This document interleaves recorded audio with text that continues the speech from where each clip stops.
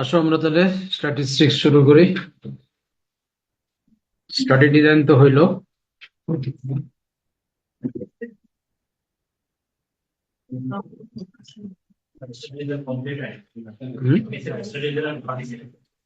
কোনটা?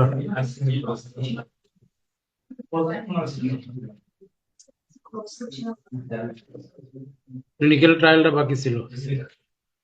এটা এই স্লাইডে না, এটা আরেকটা স্লাইডে আছে, আরেকটা ডিটেলস আছে। আজকে ওটা ভিন্ন দিন পড়ো। ক্লিনিক্যাল ট্রায়ালটা আলাদাভাবে পড়ো।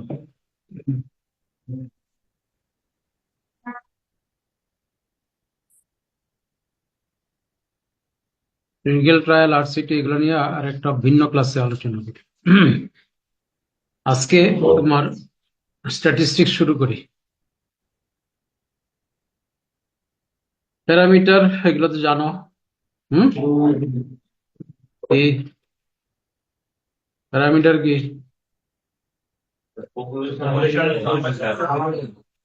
আর স্ট্যাটিস্টিক্স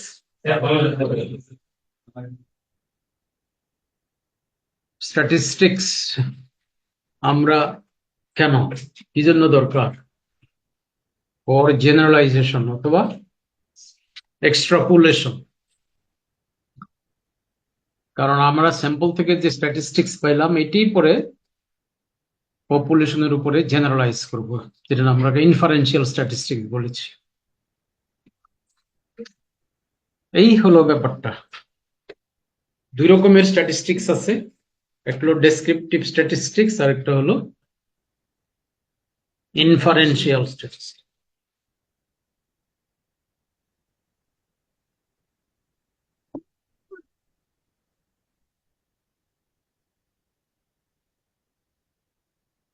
স্যাম্পল থেকে আমরা স্যাম্পল স্ট্যাটিস্টিক্স পাবো, পপুলেশন থেকে আমরা পপুলেশন প্যারামিটার পাবো, স্যাম্পল স্ট্যাটিস্টিক্স থেকে আমরা পপুলেশন প্যারামিটারটাকে প্রেডিকশন করব। এটা হলো ইনফারেন্সিয়াল স্ট্যাটিস্টিক্স।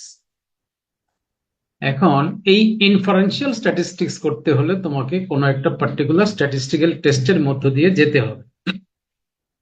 এখন কোন ধরনের স্ট্যাটিস্টিক্যাল টেস্ট করব এটা ডিপেন্ড করে তোমার ডাটার নেচারটা কি, ডাটার ক্যারেক্টারিস্টিক্সটা কেমন, তোমার অবজেক্টিভ কি, হাইপোথিসিস কি, এসবের উপর ডিপেন্ড করে আমি কোন একটা পার্টিকুলার সিচুয়েশনে মানে কোন স্ট্যাটিস্টিক্যাল টেস্টটা ব্যবহার করব। সেই জন্য তুমি স্যাম্পল থেকে প্রথমে যে ডাটাটা পাইলা এই ডাটাটার নেচার বুঝতে হয়, ক্যারেক্টারিস্টিক্স বুঝতে হয়, ফিচার্স বুঝতে হয়। এই যে ডাটা সম্পর্কে বিভিন্ন জিনিস বুঝা, বিভিন্ন জিনিস জানা, এটাকে বলছে এই যে ডেসক্রিপটিভ স্ট্যাটিস্টিক্স। তাহলে descriptive statistics actually indicate the nature and feature of the data collected from the sample. আমরা নেচার জানতে চাই, ফিচার্স জানতে চাই ডেটার, যেটা আমরা স্যাম্পল থেকে কালেক্ট করেছি। তার উপর ডিপেন্ড করে আমরা একটা স্ট্যাটিস্টিক্যাল টেস্ট চুজ করব। সেই স্ট্যাটিস্টিক্যাল টেস্ট দ্বারা আমরা প্রেডিকশন করব পপুলেশন প্যারামিটারটা কি হইতে পারে, depending on the sample statistic বা স্যাম্পল ডেটা। এই পার্টটা ইনফারেন্সিয়াল স্ট্যাটিস্টিক্স। তাহলে বোঝা গেল ডেসক্রিপটিভ স্ট্যাটিস্টিক্স আর ইনফারেন্সিয়াল স্ট্যাটিস্টিক্স এর পার্থক্যটা বোঝা গেল। তাহলে মূল কথা কি, ডেসক্রিপটিভ স্ট্যাটিস্টিক্সটা কি? To know the natures and features of the data collected from the sample. আর এটা দিয়ে আমি কি করব? এটা দিয়ে আমরা একটা অ্যাপ্রোপ্রিয়েট স্ট্যাটিস্টিক্যাল টেস্ট সিলেক্ট করব। সেই স্ট্যাটিস্টিক্যাল টেস্ট ইউজ করে আমরা করব ইনফারেন্সিয়াল স্ট্যাটিস্টিক্স। স্ট্যাটিস্টিক্স আমরা কোন জিনিসগুলো দেখি? আমরা সাধারণত এই সব জিনিস দেখি ডেসক্রিপটিভ স্ট্যাটিস্টিক্স। ডাটাটাকে সামারাইজ করতে হয়, ডাটাটাকে প্রেজেন্ট করতে হয়, ডাটাগুলোর মধ্যে থেকে অ্যাভারেজ বের করতে হবে, মেজার্স অফ অ্যাভারেজ। তারপরে ডাটার লোকেশন জানতে হবে, মেজার্স অফ লোকেশন। তারপরে মেজার্স অফ ডিসপারশন দেখতে হবে ডাটার। ডিসপারশন মানে মানে র কথাটা হলো একটা ডাটা থেকে আরেকটা ডাটার ডিফারেন্সটা, ডিস্টেন্সটা, এটি হলো তোমার dispersion, the distance among the data, between the data। একটা ডাটা থেকে আরেকটা ডাটার দূরত্ব যদি কম থাকে তাহলে বলবো ডিসপারশন কম, যদি বেশি থাকে বলবো ডিসপারশন বেশি। ডিসপারশনের আরেক নাম হলো স্প্রেড।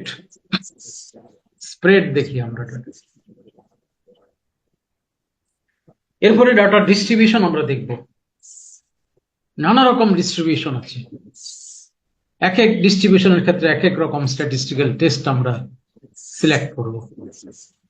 যে before taking decision about the statistical test তোমাকে দেখতে হবে ডাটার ডিস্ট্রিবিউশনটা কেমন। তারপরে ডাটা থেকে রেট ক্যালকুলেট করব, রেশিও ক্যালকুলেট করব, প্রপোর্শন ক্যালকুলেট করব।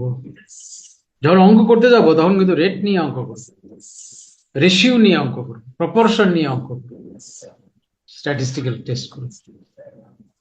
তো এই সমস্ত কাজগুলোই হলো ডেসক্রিপটিভ স্ট্যাটিস্টিক্স, যার মধ্য দিয়ে আমি বুঝতে পারবো আমার ডাটার নেচারটা কি, আমার ডাটার নেচারটা কি।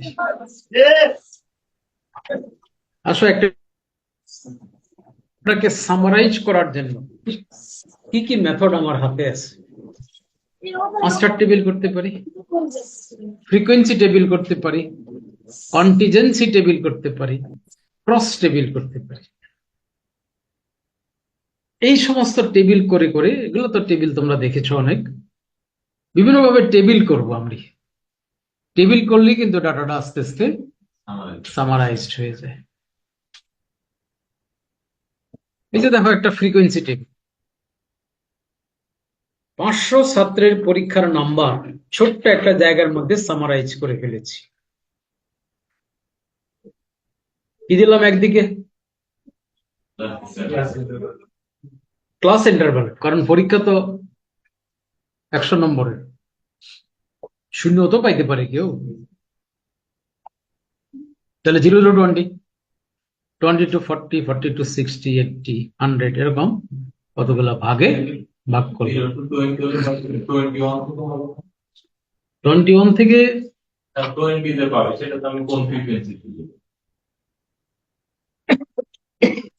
এই ধরনের যদি ক্লাস ইন্টারভাল হয় তাহলে 20 যে পাবে তাকে এইটাতে কাউন্ট করতে হবে, 0 to 20 তে কাউন্ট করতে হবে, এটা নিয়ম। নাকি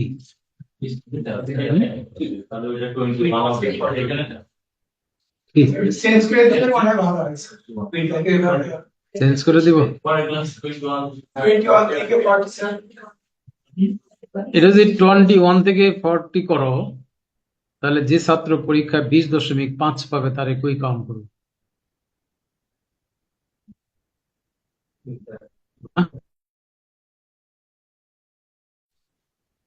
এটাই ঠিক আছে, ঠিক আছে।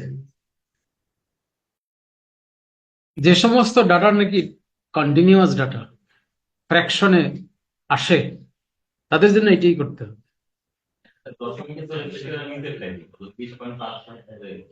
না না, 20 হইলেই পরেরটাই চলে যাবে। 20 যে ছেলে 20 পাবে তাকে এখানে কাউন্ট করা যাবে না, পরেরটা। লেস দেন 20, মিনিংটা লেস দেন 20, কিন্তু আমরা মিনিং লেস দেন 20 লিখি না, লিখতে হবে 20। 19.5 হইলে এখানে হবে, এখানে ক্লিয়ারলি এখানে হবে 19.99999999 পর্যন্ত এখানে। আর যেই 20 হলো নিজেরটা ছিল, পরেরটাও তাই, যেই 40 হবে পরেরটাই ছিল। এগুলো কম্পিউটারে সেট করা আছে। এই জন্য এগুলোকে বলা হয় exclusive type of class interview. এগুলোকে exclusive type of class interview. কেন নামটা এমন হলো? কেন আমি কি এক্সক্লুসিভ বললাম? হুম,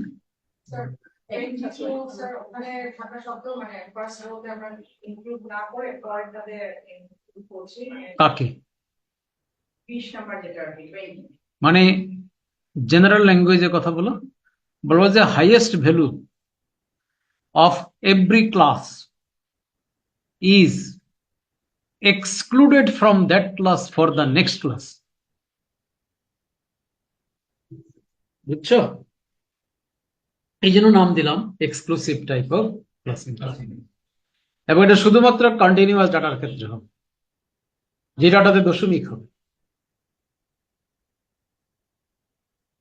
আচ্ছা, এই টেবিলের দিকে তাকিয়ে বলা যায় যে মেজরিটি ছাত্রের নাম্বারটা কোথায়? যে এগুলো হলো ডাটার মেসেজ, এগুলো হলো ডাটার ইমপ্রেশন। 80-র উপরে কতজন বলা যায়? 20। 20-এর নিচে কতজন? 30, তাই না? এই যে ডাটার মেসেজ পেয়ে গেলাম। কেন কেন আমার ডাটা এই মেসেজ দিচ্ছে? কারণ ডাটাটাকে সামারাইজ করেছে, এই জন্য মেসেজ গুলা পাচ্ছি। ডাটাটাকে সামারাইজ করলেই মেসেজ পাওয়া যায়। এবার আসো মেথডস অফ এভারেজ। আমরা বলেছি একটা ডাটার এভারেজ গুলা দেখতে হবে। মেজার্স অফ এভারেজের আরো দুইটা নাম।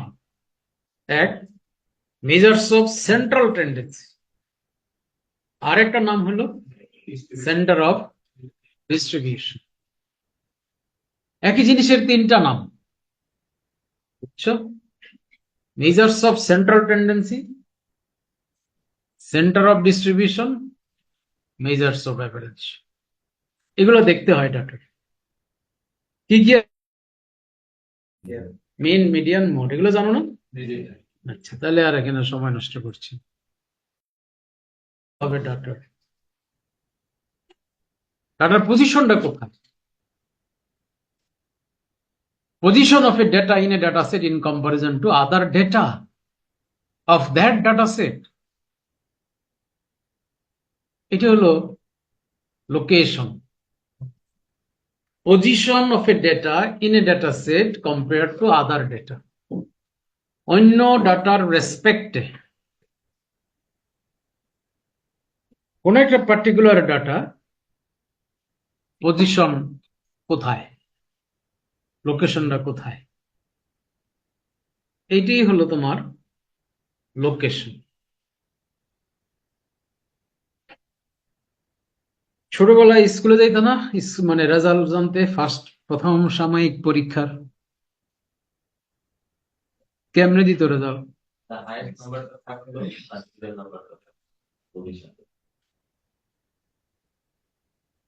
কি থাকতো?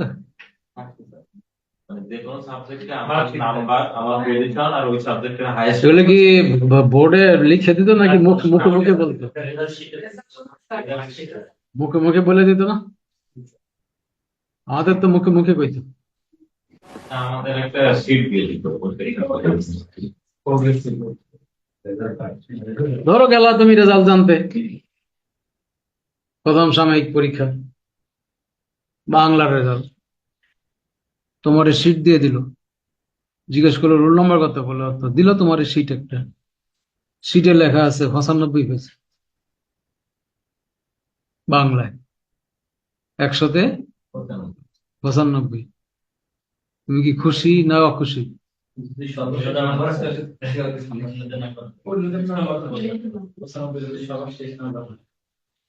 95 পাইছে, তাতে কি খুশি হওয়ার কারণ আছে নাকি? খুশি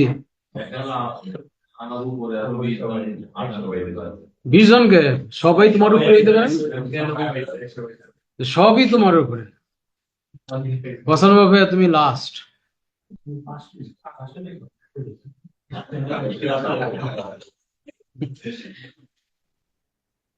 তুমি তো 95 লাস্ট হয়েছো, তাতেও খুশি?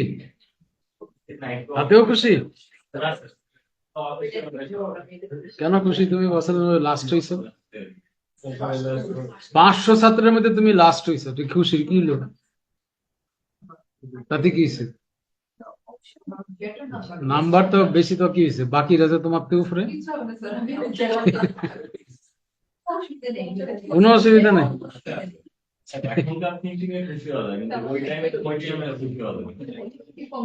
এটা কি রিয়েলিটি? কোনো অসুবিধা নাই বললেই হইলো, এতে মন খারাপ করবো না? অবশ্যই মন খারাপ, অবশ্যই মন খারাপ করবো যে সবাই পেলো 95 উপরে, আমি পেলাম 95।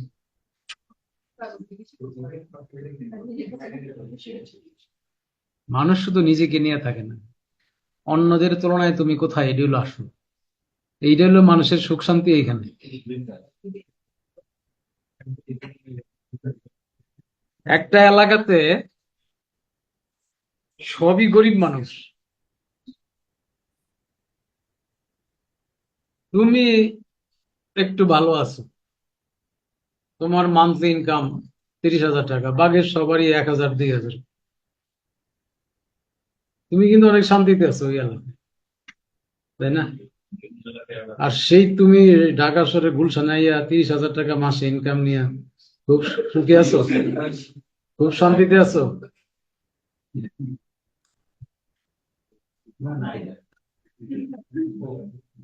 সুখ শান্তি কিন্তু রিলেটিভ, তাই না?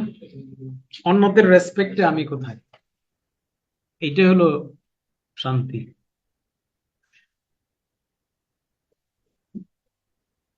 এই জন্য বলা হইতো যে always walk along the path of least resistance, যে রাস্তায় বাধা কম সেই রাস্তায় হাঁটবা, তাড়াতাড়ি যেতে পারবা।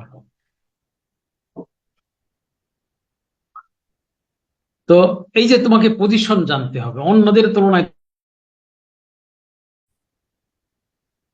আবার মনে করো কোনো পরীক্ষায় তোমার রেজাল্ট দিল তুমি 40 পাইছো 100, এবারও খুশি? খুশি না? কিন্তু যদি এমন দেখা যায় যে তুমি ফার্স্ট হইছো, এটা যদি হয়,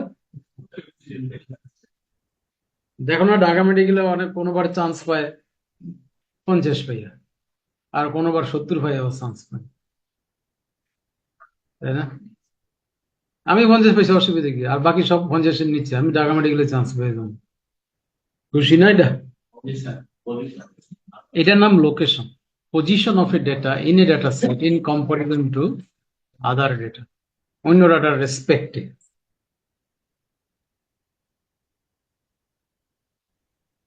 এই লোকেশন মেজার করার জন্য 3টা স্ট্যাটিস্টিক্যাল টুল আছে। একটা হলো পার্সেন্টাইল, যার আরেক নাম সেন্টাইল, ডেসাইল এন্ড কোয়ার্টাইল। এই 3টা টুল আছে ফর মেজারমেন্ট অফ লোকেশন। একটা একটু করে আলোচনা করি। প্রথমে আসো পার্সেন্টাইল বা সেন্টাইল। ডাটাটাকে অ্যাসেন্ডিং অর্ডারে সাজাবা, not in descending order, ascending order. এইবার তুমি এই ডাটাটাকে 100টা ইকুয়াল ভাগে ভাগ করবা। 100টা ইকুয়াল ভাগে ভাগ করতে হলে এরকম লাইন কয়টা কাটবা? হ্যাঁ, একটা বেশি।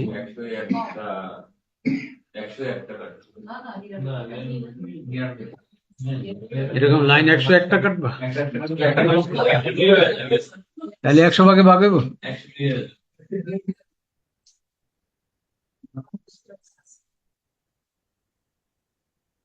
এই যে গ্রীষ্মকাল আসতেছে, দেখবা ডালের মধ্যে মানুষের সজিনা দিয়ে খাইতে ভালো লাগে না? সজিনা, আমি বাজার থেকে সজিনা কিনে আনি, আইনা আমার মেড সার্ভেন্টকে বলি যে তুমি প্রত্যেকটা সজিনা 4টা টুকরা করে দিবা। হ্যাঁ, প্রত্যেকটা সজিনাকে 4টা কাটা দেয়, 7 ভাগ হয়। 5 পয়সা।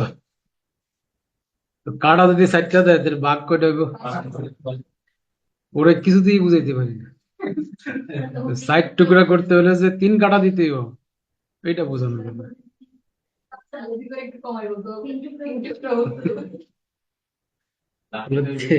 তিন টুকরা বেরো তাহলে হাতে 3 কাটা দিব, 4 টুকরা হইব।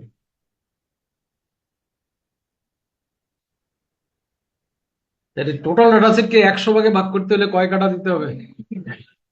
এই প্রত্যেকটা কাটা এক একটা পার্সেন্টেজ, প্রতিটা লাইন এক একটা পার্সেন্ট।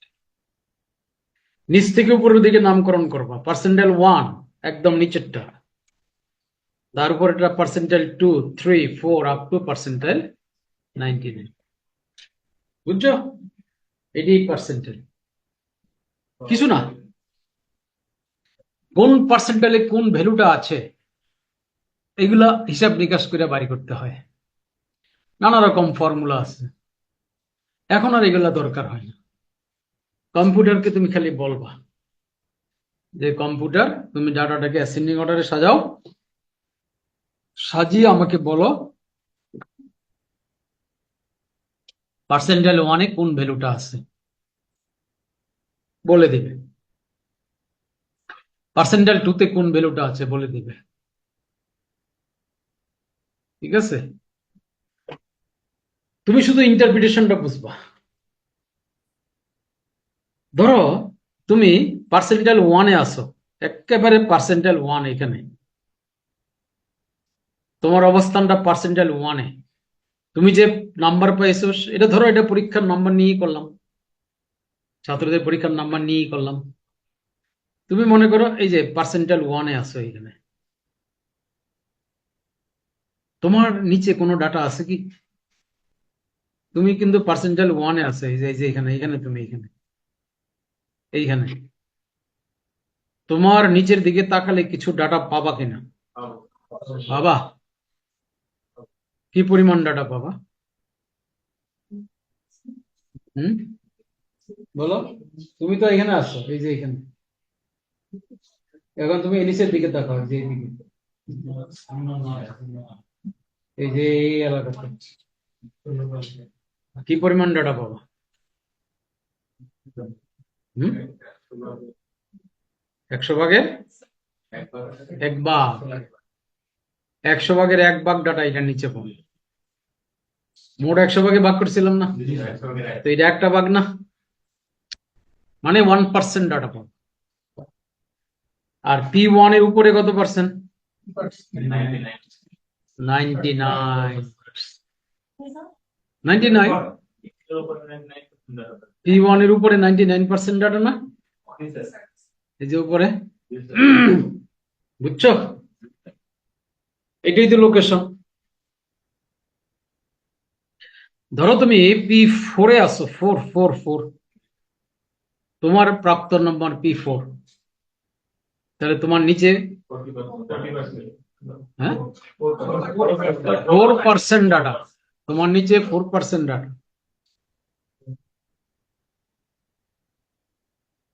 আর তোমার উপরে, ধরো তুমি P99-এ আছো, তোমার নিচে, উপরে, এটাই লোকেশন। এখন ধরো গেল পরীক্ষার রেজাল্ট জানতে, তোমার স্যারে কইলো তুমি তো পরীক্ষায় ফেল করছো, পরীক্ষা কত পাইছো? 30, 33-এ পাস, 30। এবার তুমি স্যারকে জিজ্ঞেস করো, স্যার আমি তো পরীক্ষা ফেল করছি, ভালো কথা, তাহলে আমার পার্সেন্টাইলটা একটু বলেন না। তো কইলো যে তুমি 99%-এ আছো।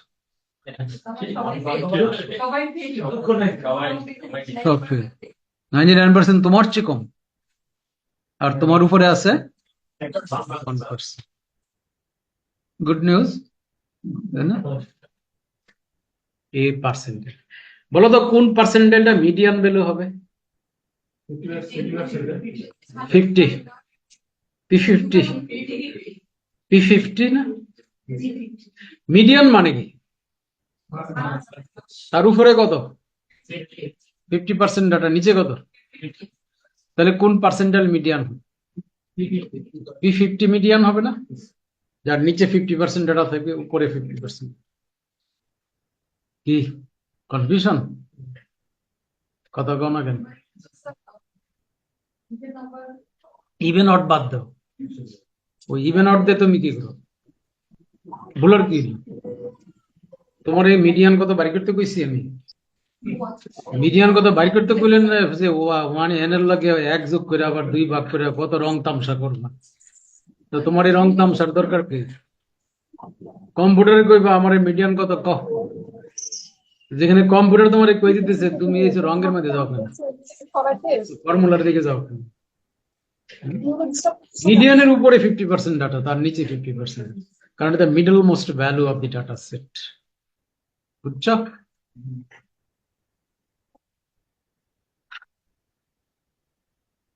পার্সেন্টেজের ব্যবহার কই দেখছো? হুম, বাচ্চাদের গ্রোথ চার্টে, গ্রোথ চার্টে করি। লো বার্থ ওয়েট বেবি কি কইবা? লো বার্থ ওয়েট বেবি কি বলবা? ডেফিনেশন কি? হ্যাঁ,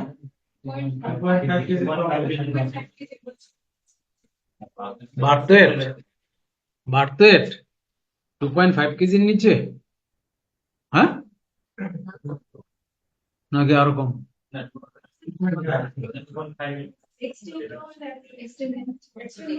এক্সট্রিম লো দেখো, আমি কইছি লো হাতে কয় এক্সট্রিম।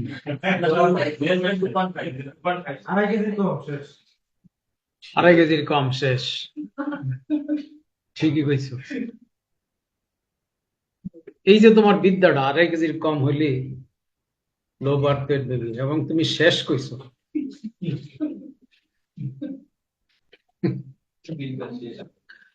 এখন তোমারে ফাড়াই দিলাম আমি মোটা অঙ্কের বেতনে চাকরি দিয়া লিলিপুটের দেশে। লিলিপুটের দেশে চাকরি করতে যাও না তুমি, ওই দেশে গিয়ে দেখলা প্রেগনেন্ট মাদারের বডি ওয়েট 2 কেজি। লিলিপুটের দেশ তো,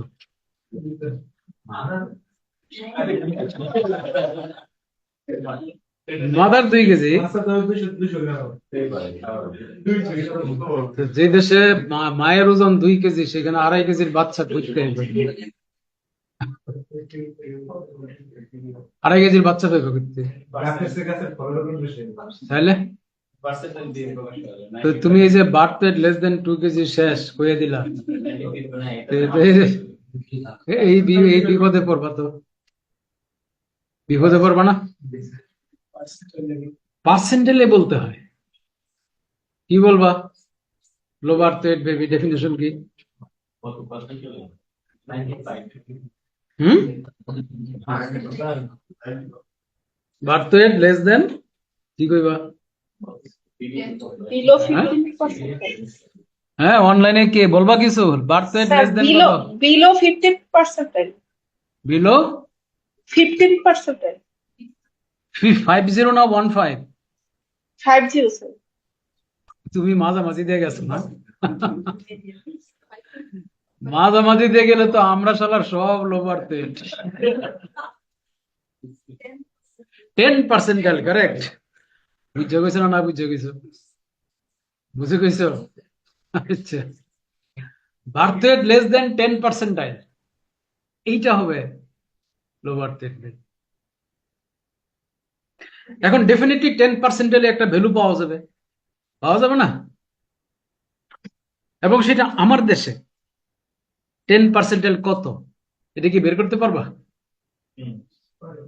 কি করবা? কি করলে বের করতে পারবা? কয়টা বাচ্চা? না, এভারেজ বাচ্চা দেখবো, তুমি এভারেজ করতে পারবে। Low birth weight baby average কই হবে? যে বাচ্চা জন্ম নিল মাত্র, হ্যাঁ, বাইর করবো কেমন? আমি করছি যে আমি বাংলাদেশের মানে নিউ বর্ন বেবির পার্সেন্টাইল 10 বাইর করতে চাই, বার্থ ওয়েটের পার্সেন্টাইল 10 বাইর করতে চাই। হাজার হাজার বাচ্চারা, এরই তো লাইনে এসো, লাইনে এসো, হাজার হাজার কি বাচ্চা নিবা? নর্মাল ডেলিভারি, ফুল টার্ম প্রেগনেন্সি, নর্মাল ডেলিভারি। হাজার হাজার 10,000 বাচ্চার বার্থ ওয়েট রেকর্ড করো। এবার এগুলোকে অ্যাসেন্ডিং অর্ডারে সাজাও। সাজায় কম্পিউটারকে বলো পার্সেন্টাইল 10-এ কোন ভ্যালুটা আছে একটু বলো। তো তোমার এই কম্পিউটারে বললো পার্সেন্টাইল 10-এ আছে 4 কেজি। তাহলে এটা কি অর্থ হইলো? না না, আগে 4 কেজির ইন্টারপ্রিটেশন করো। পার্সেন্টাইল 10-এ 4 কেজি পেলাম, এর মানে কি? 10% বাচ্চা আছে 4 কেজির নিচে। সুতরাং আমার দেশের জন্য লো বার্থের কাট অফ পয়েন্ট হবে 4 কেজি। আরেক দেশে এটা হবে 2 কেজি, আরেক দেশে এটা হবে 1 কেজি, লিলিপুটের দেশে এটা হবে 0.00001 কেজি। কোনটা?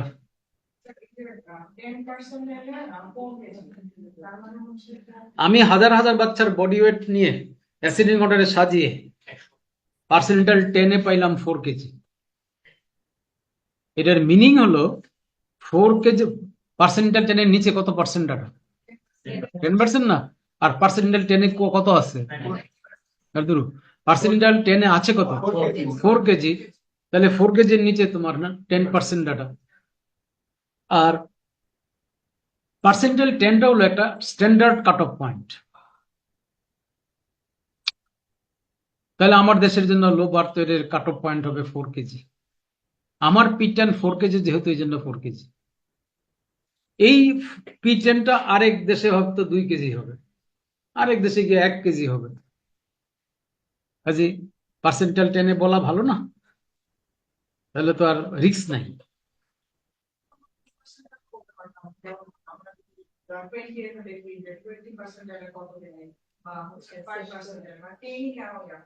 বললাম তো 10-ই হলো একটা international cut off point, research করে বের করা হয়েছে। তুমি আমাকে এটা বলো তো দেখি, লো বার্থের বেবিতে 2.5 কেজি, এইটি বা কেন? এটা পাওয়া গেল না না, এটা পরের কথা। তুমি আগে এই চিন্তাটা করো যে লো বার্থের বেবির কাট অফ পয়েন্টে 2.5 কেজি বললো কেন? এটার কারণ কি? এটা কেন 3 কেজি না? এটা কেন 2 কেজি না? দেখা গেছে টার্ম বেবিতে নিয়ে স্যাম্পল নিয়ে স্টাডি করে দেখা গেছে যে 10% বেবি ওয়েট মানে 10% এর 2.5 কেজি 90% বাচ্চার ওজন এর উপরে থাকে লবণ, এটা দেখা যাচ্ছে। না, এটা তো পার্সেন্টেজ হিসেবে বললাম। হ্যাঁ, যখন পার্সেন্টাইল নামক জিনিসটা ছিল না, এই আইডিয়াটা যখন ছিল না, তখন যে 2.5 কেজি কে কাট অফ পয়েন্ট ধরছে, এটা কেমনে করলো? ইয়েস, দেখা যাচ্ছে এর নিচে এই বডি ওয়েটের নিচে বাচ্চাগুলোর নানান রকম কমপ্লিকেশন হইয়া ফাটাফাট মরে যাচ্ছে। 2.5টা তো এইভাবেই আসছে। একইভাবে P10টা এইভাবেই আসছে, যে দেখা গেছে যে P10 এর নিচে পড়লেই নানান রকমের প্রবলেম হয়, P10 এর উপরে পড়লে আর তেমন প্রবলেম হয় না। এই জন্য P10টাকে কাট অফ পয়েন্ট ধরছে। এখন সেই P10টা এক এক দেশে এক এক রকম হবে, তাই না?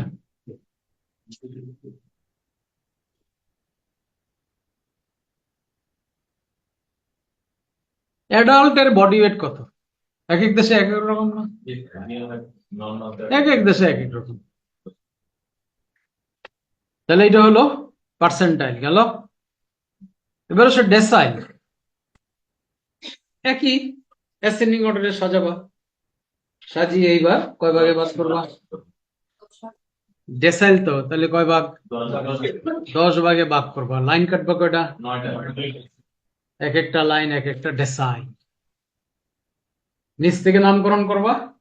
ডেসাইল 1 উপরে ডেসাইল 2 3 4 5 6 আপ টু ডেসাইল 9।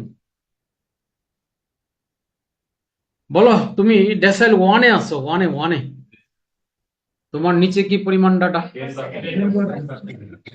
ধরো ডেসাইল 9-এ তুমি আছো, 9-এর উপরে কি পার্সেন্ট? 10% না? তাহলে ডেসাইল 1 থেকে ডেসাইল 9 এই রেঞ্জে কত পার্সেন্ট? এটাকে বলা হয় ইন্টার ডেসাইল রেঞ্জ।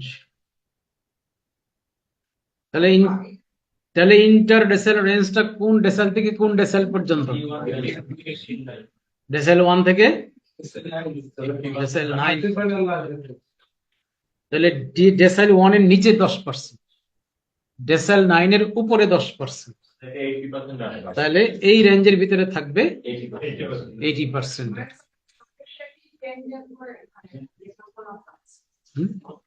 কোনটা? আমি তো আগে 100 কি বলে পুরো ডাটা সেটটাকে 10 ভাগে ভাগ করছি। 100 ভাগে না, 10 ভাগে, 10 ভাগে ভাগ করছি না? তাহলে ডেসেল 1 এর নিচে আছে 10 ভাগের 1 ভাগ ডাটা না?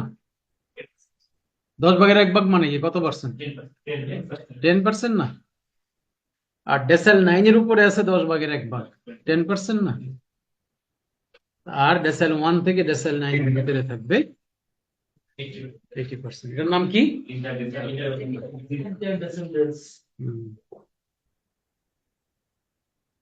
করো তো। এই যে ডাটা সেট 1, D1 এ যে ভ্যালুটা পাইলাম সেটা হলো 20, D9 এ যে ভ্যালুটা পাইলাম সেটা হলো 70। এবার ওটা ইন্টারপ্রিট করো তো, বিষয়টা ইন্টারপ্রিট করো। ডাটা সেট 1 এর ভ্যালুটাকে ইন্টারপ্রিট করো।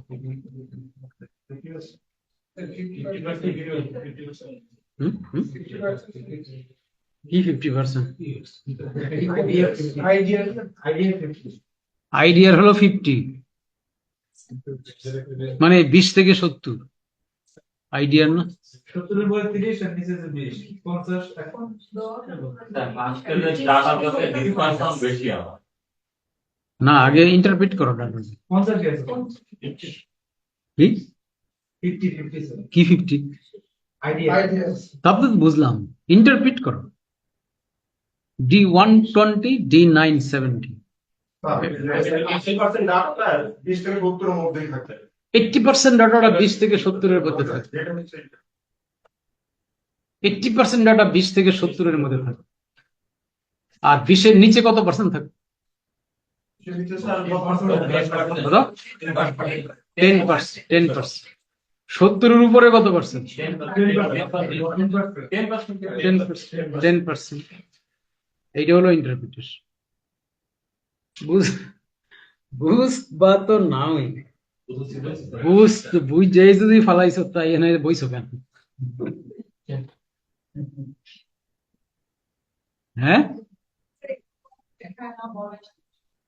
তোমার নিপসমে কেন শেখায় না? অবাক হচ্ছ না? তুমি একটা কথা তোমারে কই, কাউরে বইলো না।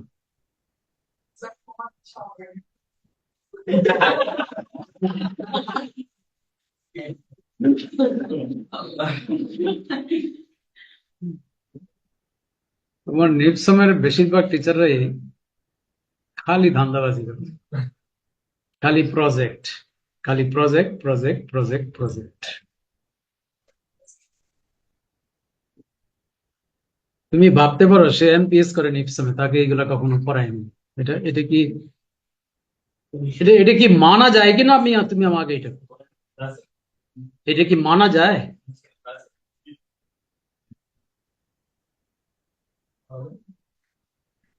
আমার তো মানে এদের সাথে মেলামেশা করার এক্সপেরিয়েন্স আছে। আমি তো বিসিবিএস এ বলো, তারপরে বিএমআরসি তে বলো, এই সমস্ত পাবলিক হেলথের লোকদের সাথে তো মানে ইন্টারাকশন হয়।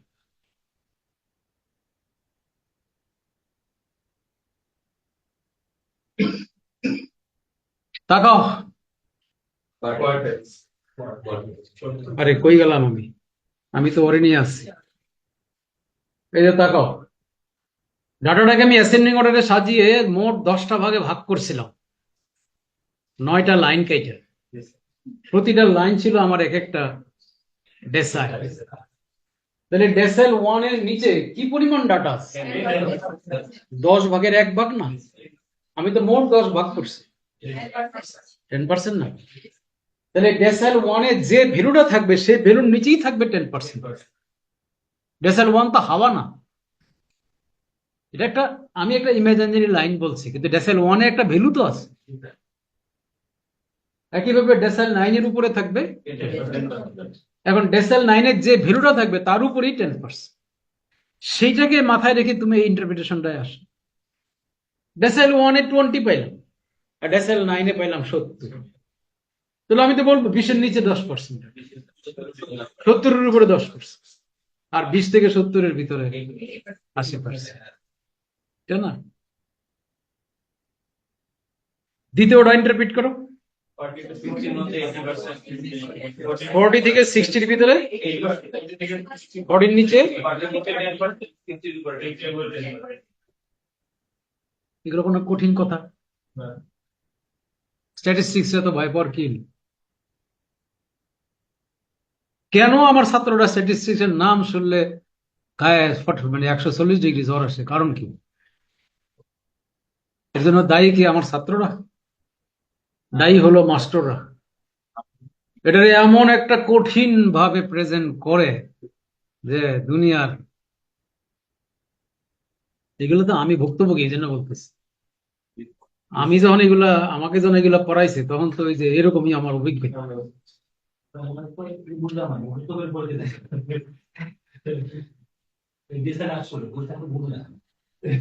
কি আইছিল?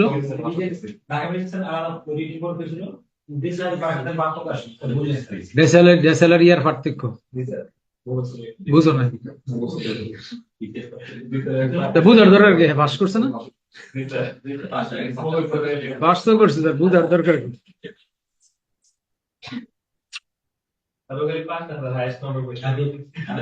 আবার হাইয়েস্ট পাইছে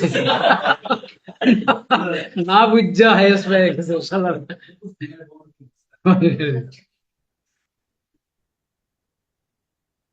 আচ্ছা বলো তো দেখি, ডাটা সেট 1 এ 20 থেকে 70 এর ভিতরে 80% ডাটা, এরকম রেঞ্জের ভিতরে 80% ডাটা।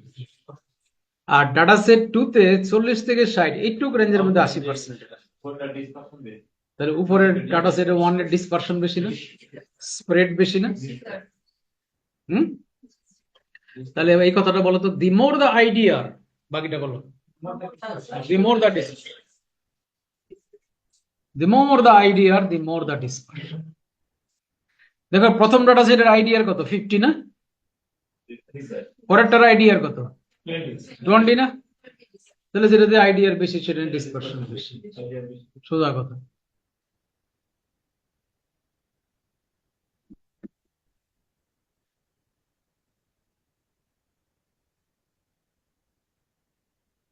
আফসোস আমার জীবনে খালি একটাই, এটা আমি পিএইচডিটা করতে পারলাম, আর কোনো আফসোস নাই। হুম,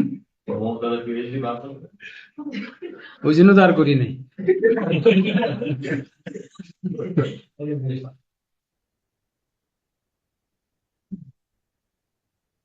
এবারে যাও কোয়ার্টাইল, একই অ্যাসেন্ডিং অর্ডারে সাজালাম। এবার কয় ভাগে ভাগ করবা? কয়টা কাটা দিবা? এই তো, প্রত্যেকটা কাটা এক একটা কোয়ার্টাইল না? তাহলে Q1 এর নিচে ওই যে Q3 এর উপরে, আর Q1 থেকে Q3 50%। এর নাম দিছে IQR, ইন্টার কোয়ার্টাইল ভেরিয়েন্স। তাহলে এই রেঞ্জটা কোথা থেকে কোথায়? Q1 থেকে Q3 পর্যন্ত। 25 থেকে 75 বলবো না। হ্যাঁ না, Q1 থেকে Q3 পর্যন্ত IQR না? তাহলে IQR টা স্টার্টস ফ্রম Q1 টু, আচ্ছা দেখি তো কে কইবা, এই Q1 টা কোন পার্সেন্টাইলের সাথে করসপন্ড করব? 25। Very good, very good, very good, very good, 25। আর Q3 75%।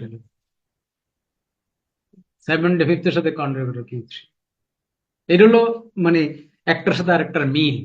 বইতে দেখবা দেওয়া আছে আমার পার্সেন্টাইল ডেসিমাল কোয়ার্টাইলের কোথায় কোনটার সাথে কোনটার মিল, একদম ক্লিয়ার ছবি দেওয়া আছে, আমার নিজের তৈরি করা ছবি। ডাটা সেট 1টা ইন্টারপ্রিট করো তো।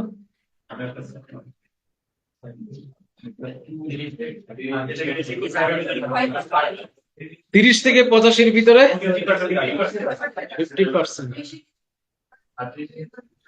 এই তো বুঝে গেছে, গুড। পরেরটা বলো। 45 এর নিচে 60 এর উপরে। এবার কোনটার মধ্যে স্প্রেড বেশি? উপরেটা স্প্রেড বেশি, তাই না? তাহলে দি মোর দা আইকিউ আর দি মোর দা ডিসপারশন। তাহলে ডিসপারশন বোঝার দুইটা টুল পেয়ে গেছি, একটা হলো আইকিউ আর একটা হলো এত আইডিয়া। অস্থির হও কেন? পড়তেছি তো। মার পোলা একসাথে বসছে অনলাইনে। তাহলে এবার আসো, ডিসপারশনে আর কি মেজার্স আছে এই দুইটা ছাড়া, আইকিউ আর আইডিয়ার ছাড়া? একটা হলো রেঞ্জ। রেঞ্জ দিয়ে আমরা ডিসপারশন বুঝি, কিন্তু রেঞ্জ যত বেশি কি বলবা তত বেশি। আর হলো মিন ডেভিয়েশন। কি বলছে দেখো, average deviation of the values from mean, এটা হলো মিন ডেভিয়েশন। মিন ডেভিয়েশন যত বেশি হবে ডাটার ডিসপারশন তত বেশি তুমি ধরে নিবা। Average deviation of the values from mean, কথাটা বুঝো। যে কোনো ডাটা সেটের একটা মিন পাবো না, এবং এই যে মিন থেকে একটা ডাটা কত দূরে আছে, এইটা হলো এই ডাটার ডেভিয়েশন। ধরো একটা ডাটা মিন যত তত, তার ডেভিয়েশন কত? 0। মিন মনে করো 60, ডাটাটা হলো 70, ডেভিয়েশন হলো +10।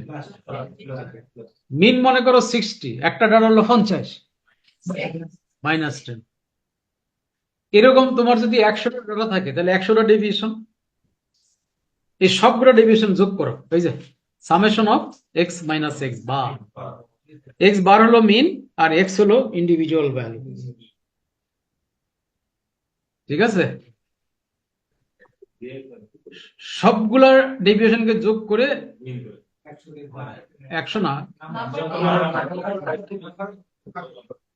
মনে করো 500টা ডাটা ছিল, তাহলে 500টা এক্স মাইনাস এক্স বার পাবো না?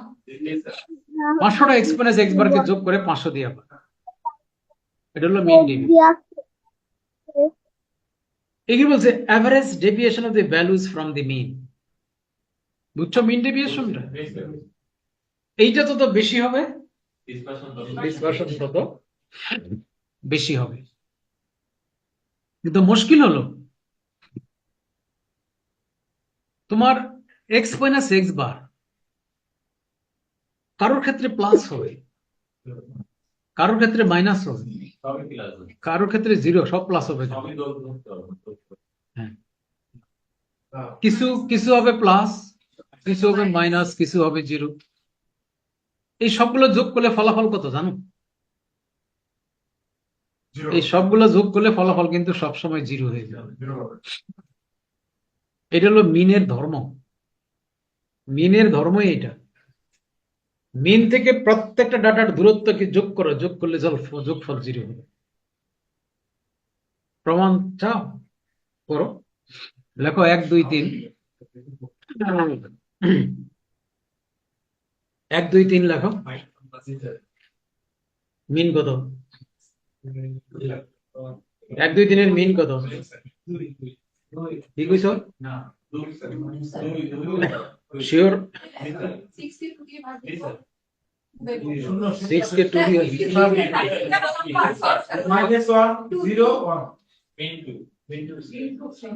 এবার মিন ডেভিয়েশন বের করো। এবার মিন ডেভিয়েশন বের করো। 3টা ডেভিয়েশন হবে না?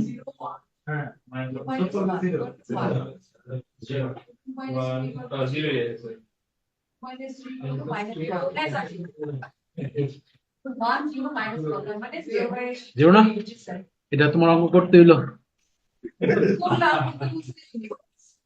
করতে গেল কেন মুখে মনে মনে হয় না এটা করতে গেল কেন মানুষ অঙ্ক যেরকম মানুষ অঙ্ক বুঝো ছোট ছোট অঙ্ক জানো, মনে মনে কিছু নয়। পুরো অঙ্ক মনে মনে খাতা কলম নাই এটার নাম মানুষ অঙ্ক বুঝছে এখন তুমি যদি সত্যি সত্যি মিন ডেভিয়েশন ক্যালকুলেট করতে চাও তাহলে কি করতে হবে সবগুলোরে প্লাস করতে হবে। মানে মাইনাস গুলোকে প্লাস ধরে অঙ্ক করতে হবে এটা করতে হবে। তো মাইনাস কে প্লাস ধরে অঙ্ক করলে অঙ্ক হইব কি তুমি যদি মাইনাস কে প্লাস ধরে অঙ্ক করো তো এই অঙ্কটা হইব আমি তো ওটা ডেভিয়েশন বলবো তার ওটা থেকে এটা হলো পাস কিন্তু একজন ম্যাথমেটিশিয়ানের কাছে গেলে সে কি বলবে অঙ্ক হইছে ওই জন্য এখান থেকে বাইরে গেছে কি করছে পরেরটাই দেখো এই যে স্কয়ার করছে তো নিচে এক minus করুন। স্কয়ার করার উদ্দেশ্য কি এগুলা সবগুলোকে যোগ করে 500 দিয়ে ভাগ করে আবার রুট করে দিছে তো minus 1 বিয়োগ n থেকে 1 বিয়োগ করার কারণ কি? এইটা স্ট্যাটিস্টিক্স এর পাগলরা বলে যে 1 মাইনাস করে অঙ্ক করলে নাকি অঙ্ক আরো সঠিক হয়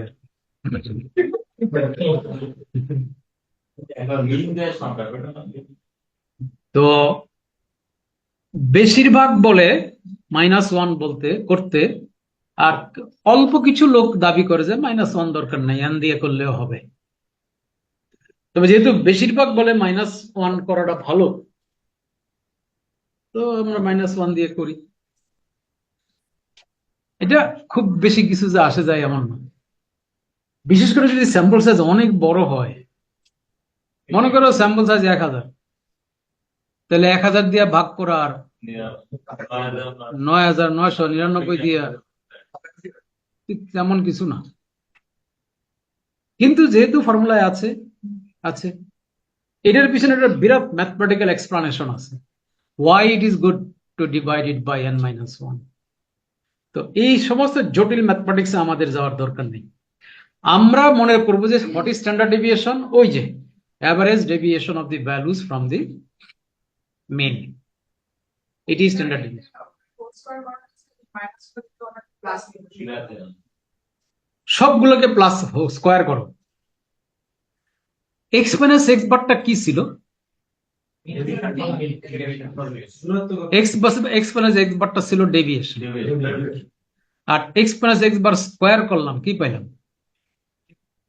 ডেভিয়েশন স্কয়ার ডেভিয়েশনের স্কয়ার পেয়ে গেল এবার সবগুলো ডেভিয়েশন স্কয়ারকে যোগ করলাম যোগ করে 500 দিয়ে ভাগ করলাম মিন স্কয়ার মিন ডেভিয়েশন স্কয়ার এবার রুট করো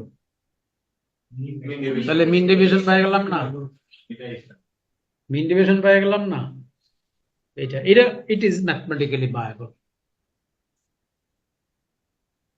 ঠিক আছে যদি রুটটা না দেই তাহলে কিন্তু ফলাফলটা স্কয়ারে আসবে তাই না তখন সেটার নাম দিয়েছে ভ্যারিয়েন্স ভ্যারিয়েন্স Variance এর ভেরিয়েন্সের ইউজ আছে কোন কোন ক্ষেত্রে ভেরিয়েন্স ইউজ করে কোন কোন ক্ষেত্রে এসডি ইউজ করে বেশিরভাগ ক্ষেত্রে আমরা এসডি ব্যবহার বিশেষ কিছু ক্ষেত্রে ভেরিয়েন্স বলে এগুলো আমরা সাধারণত দেখতে পাই না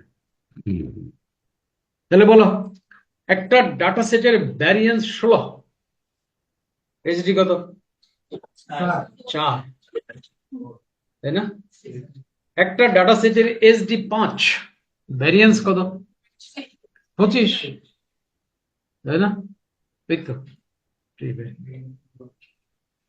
এরপরে আইকিউ আর আইডিআর অলরেডি বলে ফেলছি সবশেষে আরেকটা আছে কোএফিসিয়েন্ট অফ ভেরিয়েশন সিভি বলে coefficient of variation CV formula কি দেখো SD by x bar into 100 CV SD by x bar into 100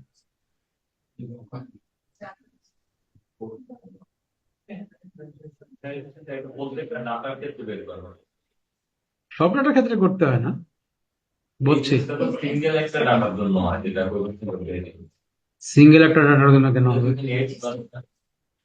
SD by যে কোনো একটা সিঙ্গেল ডাটা প্রত্যেকটা সিঙ্গেল ডাটা না না, কোন একটা পার্টিকুলার ডাটা সেটের এসডি বাই করবা আগে, সেই এসডি কে ওই ডাটা সেটের মিন দ্বারা ভাগ করে 100 দ্বারা গুণ করবে। SD by x bar data দেয়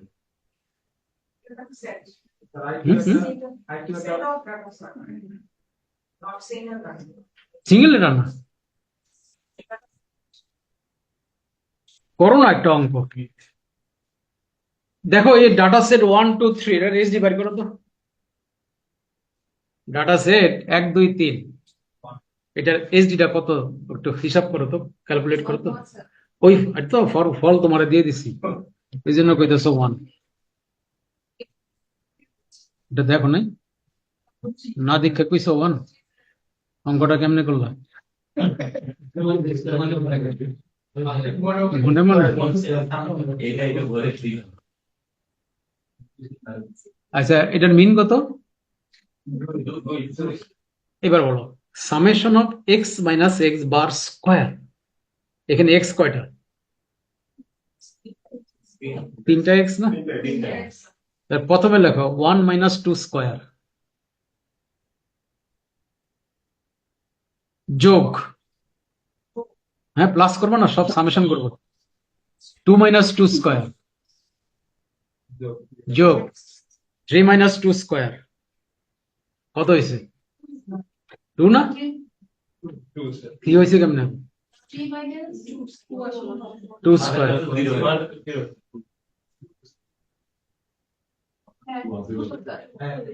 2 না?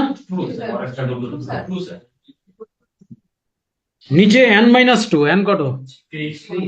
3 মাইনাস 1 কত? রুট 4 2, নিচে 2 কত হয়েছে? এটা রুট করো, হয়েছে? একইভাবে পরেরটা এসডি বাই করো তো, 101 102 103। এবার তোমার মনে মনে অঙ্ক গেল কই? এটাও 1, এটাও কিন্তু, তাই না? লেখা তো আছে, তোমাদেরকে কইরা বাইর করতে কইলাম আর কি। অঙ্ক বইয়ের অঙ্কের ফল পিছনে দেওয়া থাকে না, ওটা মুখস্থ করলে চলবো?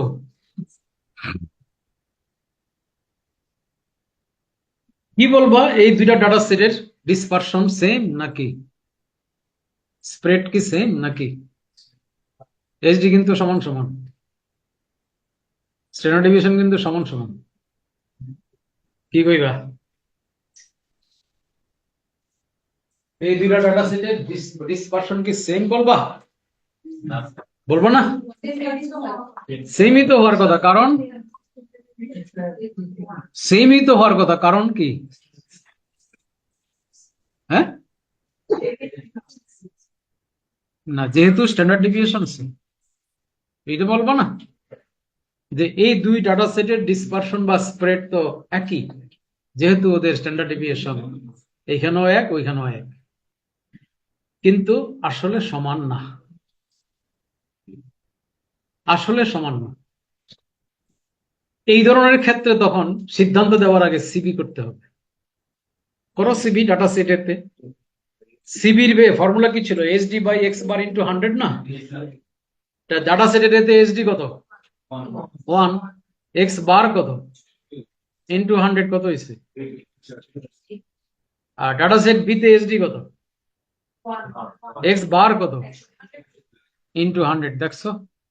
0.9%। যদিও দুইটা ডাটা সেটের স্ট্যান্ডার্ড ডেভিয়েশন সেম, কিন্তু একটা ডাটা সিবি কিন্তু 50%, আরটার সিবি হলো 0.9%। তাহলে দিন শেষে কার স্প্রেড বেশি, কি বলবা? ডাটা সেটেতে স্প্রেড বেশি না?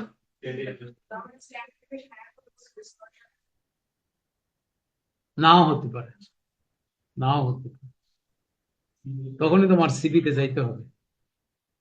coefficient of variation অঙ্কটা বুঝছো তাহলে সিবির ইমান ঠিক হয়েছে সিবি ইমান ঠিক হয়েছে হুম? কি কারণে ডাটা সেটাতে ডিসপারশন বেশি কি কইলাম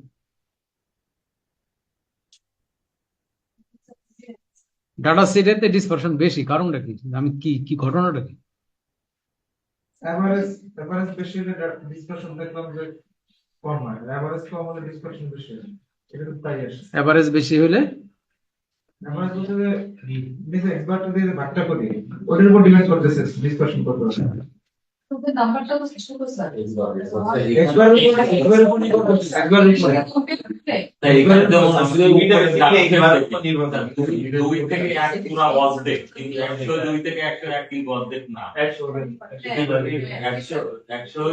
থেকে 1 বা 2 থেকে 3 এটা কিন্তু স্যার ডাবল 2 থেকে 1 হলো অর্ধেক কিন্তু এখানে আমি 101 102 যদি হিসাব করি 101 এর ডাবল কিন্তু 102 না এই জন্য এই ডিফারেন্সটা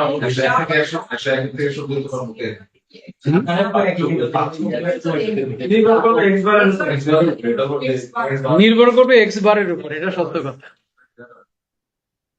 শুধু এইচডি দেখলে হবে না এইচডিটা দেখতে হবে এজ বারের রেসপেক্টে তাই না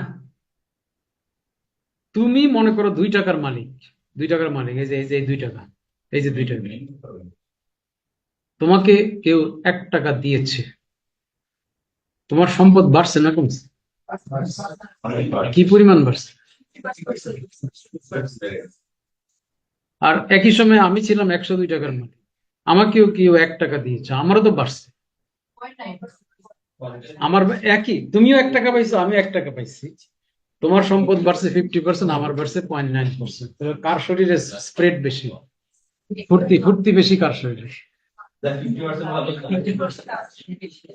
ওখানে তো অনেক স্প্রেড যার 50% বাড়ছে তার কিন্তু মানে ফিলিং অফ স্প্রেড অনেক হাই অনেক হাই এরকম না এটা ভিক্ষুক সকালবেলা বসছে ভিক্ষা করতে খালি পাত্রটা কিন্তু শূন্য এবার তারে 1000 টাকার নোট গুণনা 10টা দিয়ে দাও ভিক্ষা 10,000 টাকা ভিক্ষা দাও তারে দেখবা তার শরীরে এমন স্প্রেড উঠবে যে তোমার কোন পায়ে ধরবে হুঁশ পাবে না।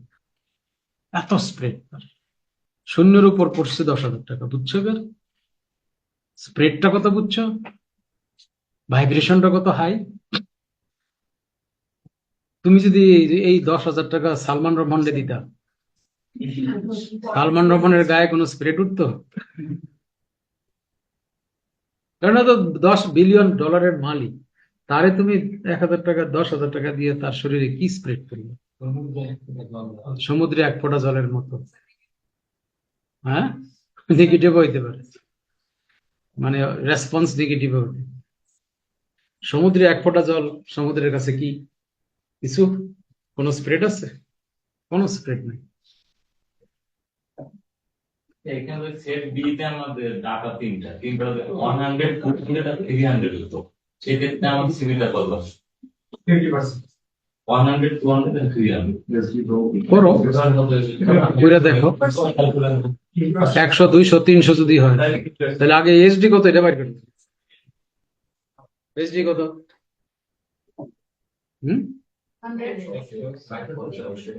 100 200 300 তাহলে মিন কত 200 না 200 এটা করো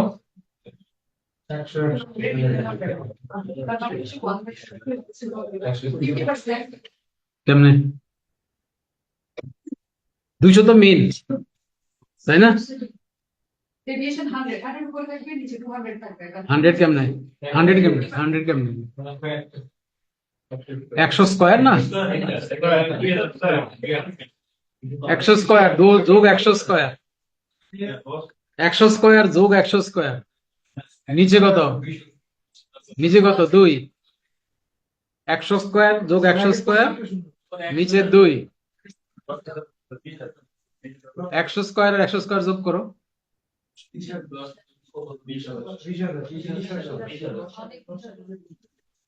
100 স্কয়ারে কত 20,000 কি হবে 10,000 আর 10,000 কত? ওই বেটা, 10,000 আর 10,000 কত হয়েছে? নিচে কত? 2 ভাগ করে কত হইলো? 10,000 এর রুট করো, 100 না? তাহলে 100 হবে সিবি। তুমি কত কইছিলা? কও নাই, কইছিলা কিন্তু ভুল কইছিল। স্যার actually SB এসডি, এখন এই এসডি কে আবার ভাগ করো 100 বাই এক্স বার কত? 200 200 200 100 বাই 200 ইন্টু 100 কো 100 কো কে উপরের 100 নিচে 200 ইন্টু 100 কো কে?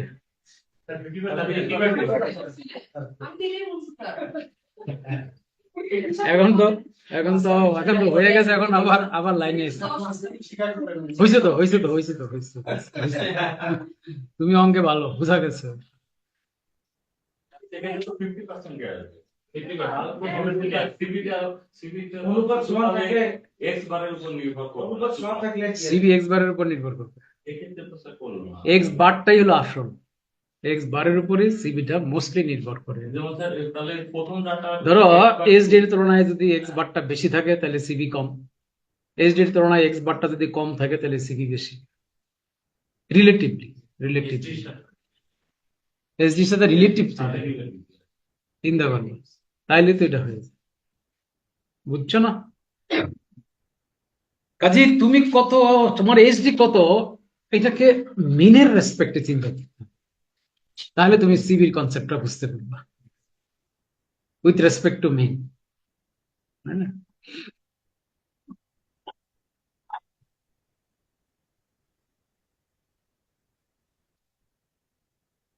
সিবি কিন্তু আসলে একটা ইম্পর্টেন্ট।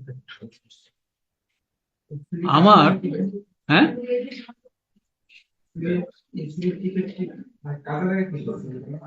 সিবি দিয়ে আমরা বিশেষ করে কোন একটা পার্টিকুলার মানে মেথডের ভ্যারিয়েশন কতটা আমরা জানতে পারি। ধরো তুমি গ্লুকোজ এস্টিমেট করবা কোন একটা মেথডে, এটার সিবি দেখতে হবে। সিবি যত কম বুঝতে হবে মেথডটা তত ভালো, তত ভালো। পরীক্ষা দিতেছো তুমি, মানে বছরে 4টা পরীক্ষা দিছো, এই পরীক্ষার প্রত্যেকটা পরীক্ষার একটা সিবি থাকবে। সিবি যত কম তত বোঝা গেল তোমার ছাত্র হিসেবে তোমার কনসিস্টেন্সি ওকে হাই। আর এক পরীক্ষায় তোমার সিবি হলো মানে কি বলে 100%, আর এক পরীক্ষায় সিবি হলো 1%, তাহলে তুমি কোন সময় তোমার মাথা কাম করে আল্লাহ জানে। কম সিবি কম, ডিসপারশন কম। CV is also measure of dispersion এবং এটা রিলেটিভ টু দা মিন, মিনের সাথে রিলেটিভ, বুঝছো? সিবি যত কম হবে তাহলে মিনের দিকে তত বেশি ধাবিত হবে, এরকম। সিবি যত কম হবে মিনের দিকে তত বেশি ধাবিত হবে, এরকম। সিবি কম হইলে মিনের দিকে তত বেশি ধাবিত হবে। না, ডাটা কনসেন্ট্রেটেড মিনের চারপাশে আছে। এটা এসডির ক্ষেত্রেও তাই বলবা। ও যত মেজার্স অফ ডিসপারশন আছে যত কম হবে ডাটাগুলো তত মিনের কাছাকাছি, মিনের কাছাকাছি, মিন থেকে দূরত্ব কম। বুঝছো সিবিটা? আর আইকিউ থেকে আমার ইন্টার কোয়ার্টাইল, 3টা কোয়ার্টাইল না, ফার্স্ট কোয়ার্টাইলের নিচে 25%, থার্ড উপরে 25%, তাহলে মাঝে 50%। কোয়ার্টাইল 1 থেকে কোয়ার্টাইল 3 এর মধ্যে 50%।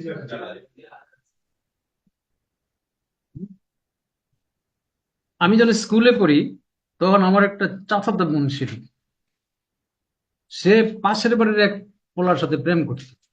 তখনকার দিনে প্রেম তো হাইলি সিক্রেট, এখন তো প্রেম মানে এক্সপোজড, যত জানান দিবা তত তুমি হিরো। ওই ছেলেটা চাকরি করতো ঢাকায়, উইকেন্ডে বাড়ির যেত, যখন যাইতো তখন তার জন্য শুধু একটা ওই যে কি বলে যে চুল মেয়েরা মাথায় চুল তেল দেয় যে সুগন্ধি তেল, নাম কি? গন্ধরাজ। গন্ধরাজ কেশ তেল, এরকম একটা শিশি নিয়ে যায়। নিদ্রা কুসুম। কি? নিদ্রা কুসুম। নিদ্রা কুসুম, হ্যাঁ, মাথা ঠান্ডা করা। গন্ধরাজ কেশ তেল। এই এক শিশি মানে কি বলে মাথার দেওয়ার চুলে দেওয়ার তেল পাইয়া হ্যাঁ যে কি খুশি হইতো, মানে তার শরীরে যে কি স্প্রেড, সারা সপ্তাহ এটা মাথায় তেল দিয়ে দুই মানুষ ঘুরে বেড়াই খুশি, এত খুশি। তুমি এখন পারবা তোমার বউরে একটা তেল দিয়ে খুশি করতে পারবা? কিন্তু হে হয়েছে, কারণ তার সিবি বেশি আর তোমার বউর সিবি নাই। নাই নাই সিবি নাই। বলো। ফার্স্ট কোয়ার্টার 30%, 30 আর থার্ড কোয়ার্টার 70। 30 কে কইলো? 25th percentile। ফার্স্ট কোয়ার্টার হলো 25th percentile। স্যার আপনি ডাটার কথা বলছেন, এটা তো 30 আর ওটা 70। ফার্স্ট কোয়ার্টারে 30 আর 70। হুম? আইকিউ কত? 30 থেকে 70 না? 30 থেকে 70 না? 40, রেঞ্জটা 40। 40 দেখার দরকার নাই, বলবো যে রেঞ্জ, এই রেঞ্জের ভিতরে আমার 50%। এর মধ্যে 50% আছে। হ্যাঁ। কতটুকু আছে সেটা কি বলতে পারি আমরা? কোন কতটুকু? এর মধ্যে 50 আছে, যেমন এর আগে এর মধ্যে 50 আছে না, 50% ডাটা আছে। এর আগে তো আইডি এর করার সময় তখন বলেইতে পারতো, পরীক্ষাটা ধরে নিচেরটা পরেরটা ধরে যোগ করে 100 থেকে বিয়োগ করে বলতে পারতাম যে 80% আছে, এটাও পারবা, 80% আছে, 80% এর মধ্যে এটাও পারবা। এটা কি এই পাশে 25, এই পাশে 25 যোগ করো, একসাথে বিয়োগ করো। এই পাশে 30, এই পাশে 70। 30 30 তো হলো ফিগার, 30-এর নিচে আছে 25%। 30-এর নিচে 25% ডাটা আর 70-এর উপরে 25%। আর 25 যোগ করো 50, বাকি 50% হলো 30 থেকে 70-এর ভিতরে। বুঝছো? 100 থেকে মাইনাস করবা 25 আর 25। তুমি রেঞ্জের ভ্যালু চিন্তা করো না, রেঞ্জটা লম্বা না ছোট এটা চিন্তা করো, ডিসপারশন বুঝতে হবে। বক্স আর হুইস্কার ইউজ করা হয়, বুঝছো নাকি? কোথাও কনফিউশন? বলো না কোথায় কনফিউশন, শুনি না। আমি কত পার্সেন্টের মধ্যে কত পার্সেন্টেজ এটা আমার কাছে ক্লিয়ার, কিন্তু যদি ডাটায় নিয়ে যাই তাহলে একটু সমস্যা আছে। বলো উদাহরণ দাও। 30 আর 70 এটা আপনি বললেন নিচে আছে 50%, ওই 70 উপর আছে 50%। 70-এর উপর আছে 25%, 30-এর নিচে 25%, 25%। এর মাঝখানে আছে হচ্ছে 30 থেকে 70, 30 থেকে 70, এর মধ্যে 30 থেকে 70 এর এই রেঞ্জে 50%। রেঞ্জটা তোমার লাকিলি এখানে 50 হয়েছে, তো এটা তো এমন হইতে পারতো 35 থেকে 70 হইতে পারতো না? 35 থেকে 70 হইতে পারতো না? তখন তো রেঞ্জ 45। হ্যাঁ, এখন তো 40 30 থেকে 40 না 40 40। হুম, এই রেঞ্জের ভিতরে 50%, এটা তুমি ধরো, হলে আর কিছু না। 50% এটা রেঞ্জ যাই হোক, ফিগার যাই হোক, ফিগার অসুবিধা না, ফিগার যা খুশি তা হোক। কেন তোমার Q1 তো 50 হইতে পারে না, আবার Q2 70 হয়ে গেল, এদিকে এদিকে 50 এদিকে 70, তাহলে 50 থেকে 70-এর ভিতরে 50% ডাটা, 70-এর উপরে 25%, 50-র নিচে 25%, এইভাবে চিন্তা করবে। বুঝলো? এখানে জানো ঝগড়া করছে, অন্তত চেষ্টা করছে। আসলে কি ঝগড়া? দুটো ল্যাপ টিভি আছে, দুটো টিভি দেখে তুমি যে টিভি দেখো টিভি বাইরা কই?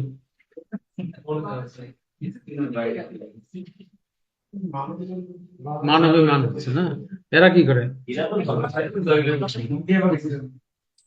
কথাগুলো এইভাবে বলা উচিত, যেখানে মান অভিমান করতে, যেখানে ঝগড়া করতে উচিত? এটা কি হইতে পারে না ওরা এইভাবেই কথা কয়, নর্মাল কথা এইভাবে কয়? হইতেও তো পারে। তুমি সেফ সেটে থাকলে কি কইবা? সেফ সেটে দাঁড়ায় কথা বললে কি বলবা এদের ক্ষেত্রে? না, সেলিব্রেট সেফ সেট বলবো যে মনে হয় ঝগড়াঝাটি করতেছে, এরকম বলবো না? এটাকে বলবো যে মনে হয় অভিমান করতেছে, মনে হয়। এই যে মনে হওয়া, এটাকে স্ট্যাটিস্টিক্স এর ভাষায় বলে probability.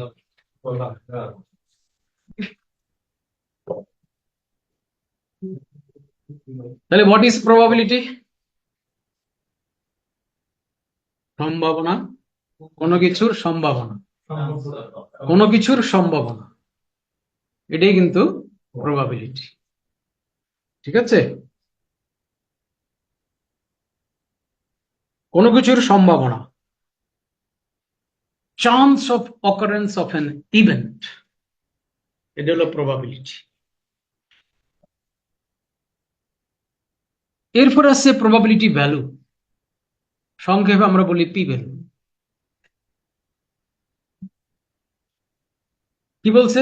Numerical estimate of probability, প্রবাবিলিটির ম্যাথমেটিক্যাল এস্টিমেট, প্রবাবিলিটির ম্যাথমেটিক্যাল এস্টিমেট। আর সেই পি ভ্যালু কত থেকে কত? 0 to 1। ওকে, তাহলে তিনটা জিনিস বললাম তোমাকে। প্রথম হলো হোয়াট ইজ প্রবাবিলিটি, কি উত্তর? আজকে বৃষ্টি হওয়ার সম্ভাবনা কত?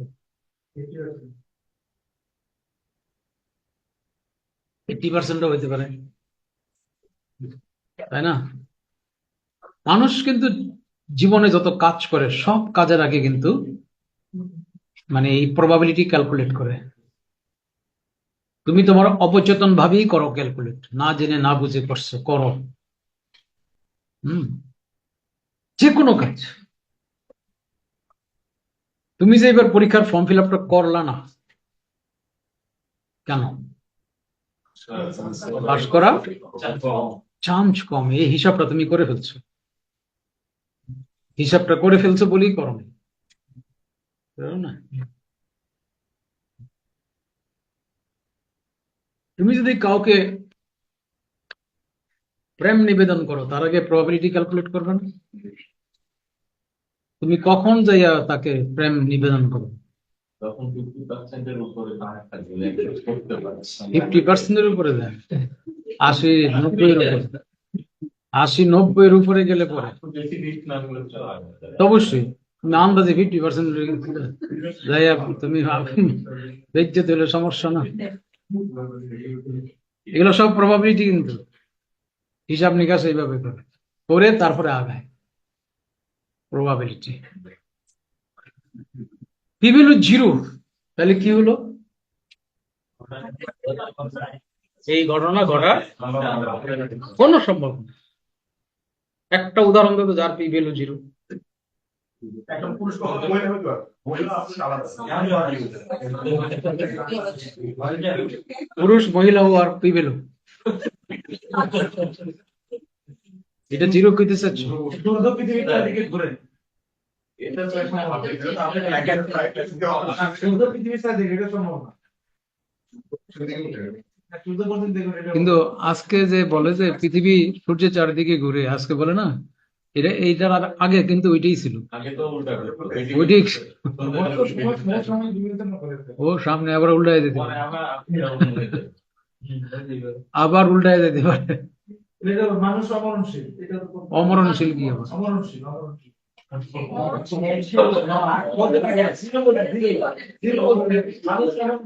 বুঝতে হবে তাহলে। স্যার, উনি সব ইউনিভার্সাল না নেগেটিভ দুটাও বলছেন। না বুঝা কথা কয়। ঠিক আছে? তোমার সামনে না বুঝা কথা কয়। মানুষ অমরণশীল, অমরণশীল কোনো শব্দ নাই, অমরত্ব বলতে পারে, মরণশীল নয়। বলবো যে অমরত্বের পি ভ্যালু 0, এটা বলতে পারো। আর মৃত্যুর পি ভ্যালু কত? মৃত্যুর পি ভ্যালু যেসব প্রশ্নের উত্তর হ্যাঁ অথবা না, yes or no। আবার কিছু প্রশ্ন যে জিনিস ঘটায় না স্যার, সেটা তো সবসময় 50% এর মতো। 0.5। P value 0.5। তুমি একটা মহিলা এসে তোমাকে বলো আমার ছেলে হওয়ার সম্ভাবনা কত, তখন পি ভ্যালু হলো 0.5, কাগজে লিখে দিবা পি ভ্যালু 0.5।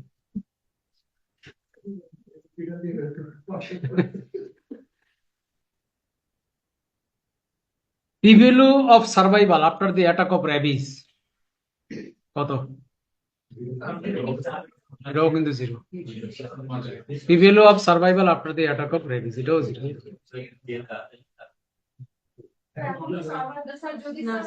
না, এখনো পর্যন্ত জিরো। রেবিস হয়ে গেছে, রেবিস, রেবিস হয়ে গেছে, এখন কি সার্ভাইভাল কিন্তু জিরো, পি ভ্যালু জিরো, কিন্তু সার্ভাইভালের পি ভ্যালু জিরো। পৃথিবীর সমস্ত কবিতার পি ভ্যালু জিরো, সমস্ত গানের পি ভ্যালু জিরো, জানো এটা? কল্পনা দিয়ে যে সমস্ত কথা বলিতে একটাও বাস্তব না, একটাও এটা মানে বাস্তবে একটাও ঘটবে না। নজরুল বলছিল না যে মোর প্রিয় হবে সুরানি দিব কোপায় আকাশের তারার ফুল, আকাশের তারার ফুল, এটার পি ভ্যালু কত? এরকম বহু কবিতা আছে, বহু গান আছে। কেন তোমরা বাচ্চা কোলে নিয়ে কি গান গাও? আয়া চাঁদ টিপ দিয়ে যা চাঁদের কপালে চাঁদ টিপ দিয়ে, এটার পি ভ্যালু কত? জিরো না, একটা পি ভ্যালু সব জিরো।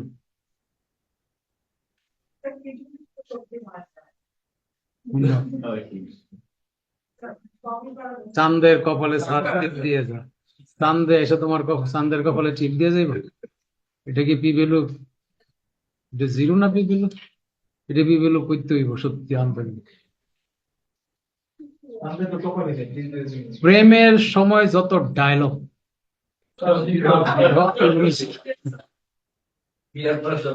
সব পি ভ্যালু জিরো। এইটাকে এটা মিলা গেছে তোমার না, সব পি ভ্যালু জিরো। 0.5 মানে 50% chance of the event two ochre.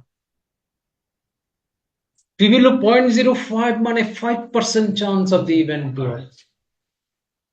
P value 0.01 মানে 1% chance of the event two অকার। বুঝছো এবার পি ভ্যালু এবং তার ইন্টারপ্রিটেশন? এই জিনিসটি আমরা স্ট্যাটিস্টিক্সে ব্যবহার করব, ব্যাপকভাবে ব্যবহার করব।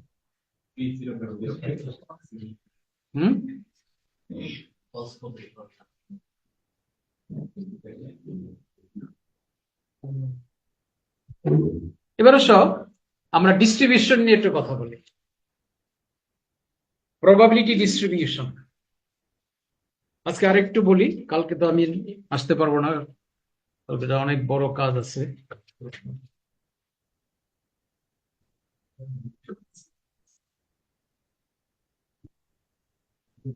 ডিস্ট্রিবিউশন ভালো করে শোনো, বই পড়া কিন্তু বুঝবা না,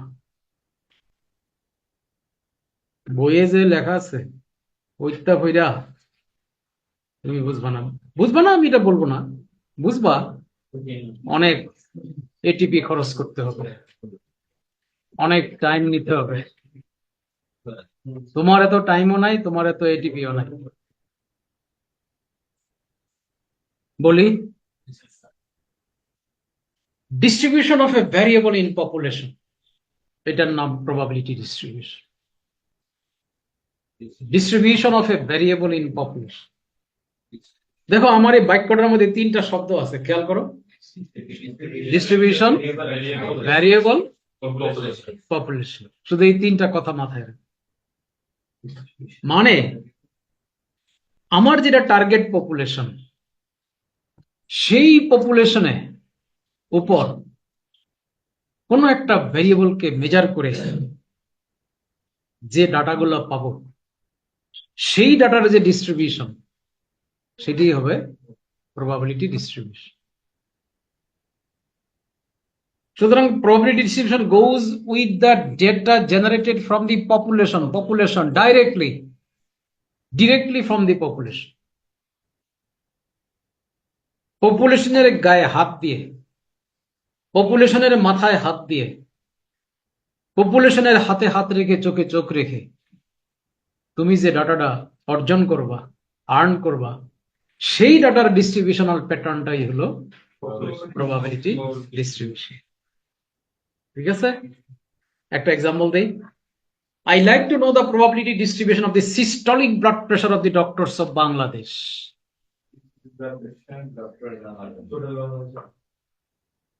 তাহলে আমার পপুলেশন কি? কোন ভেরিয়েবল নিয়ে দেখবো?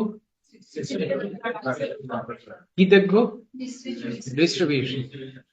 এবার নাও একটা স্যাম্পল, 1000 2000 ডাক্তারের একটা স্যাম্পল নাও, 3000 4000 ডাক্তারের একটা স্যাম্পল নাও। এই 3-4000 ডাক্তারের সকলের সিস্টোলিক ব্লাড প্রেশার মেজার করো। ধরো আমার 1000 ডাক্তার ছিল আমার স্যাম্পলে, ছোট স্যাম্পল নিয়েই কথা বলি। সবার সিস্টোলিক ব্লাড প্রেশার মেজার করলাম, তাহলে কয়টা ভ্যালু? 1000টা ভ্যালু না? তুমি আমার এই 1000টা ভ্যালুর একটা লোয়েস্ট ভ্যালু পাবো না, একটা হাইয়েস্ট ভ্যালু পাবো না? ধরো লোয়েস্ট ভ্যালু 100, হাইয়েস্ট ভ্যালু 150, তাহলে 100 থেকে 150 এর ভিতরে কিন্তু আমার 1000 ডাক্তারের সিস্টোলিক ব্লাড প্রেশারটা আছে। এবার তুমি আমারে তোমার কমন সেন্স থেকে কয়েকটা প্রশ্নের উত্তর দাও। তুমি কি এরকম চিন্তা করো যে আমার এই 1000 ডাক্তারের মেজরিটি ডাক্তারের সিস্টোলিক ব্লাড প্রেশারটা পাওয়া যাবে close to the lowest value 100? No, right. Close to the highest value? No. তাহলে কোথায়? মাঝামাঝি না? এটার নামই ডিস্ট্রিবিউশন, আর এটার নামই প্রবাবিলিটি ডিস্ট্রিবিউশন। এই যে দেখো, 100 থেকে 110, 20, 30, 40 একটা ক্লাস ইন্টারভাল করলাম। দেখো নিচে ডাক্তারের সংখ্যা কম, উপরেও ডাক্তারের সংখ্যা কম, মাঝখানে সবচেয়ে বেশি 120 থেকে 100। This is the distribution. এটার নাম প্রবাবিলিটি ডিস্ট্রিবিউশন। আমি কেন আগে থিঙ্ক করে নি বলতে মাঝখানে থাকা লাগবে? তুমি থিঙ্ক করবে কেন? আপনি বলেন না টাকা লাগবে কেন? টাকা লাগবে না। এটাই হলো নেচার, এটাই হলো নেচার। নেচারটাই এরকম, ন্যাচারাল ডিস্ট্রিবিউশনটাই এরকম, ন্যাচারাল ডিস্ট্রিবিউশনটাই এরকম। হ্যাঁ, মধ্যবর্তী পন্থায় বেশি, মধ্যপথ দিয়ে বেশি মানুষ হাঁটে, মেজরিটি ডাটা মধ্যপথ দিয়ে হাঁটে, তবে ব্যতিক্রম আছে।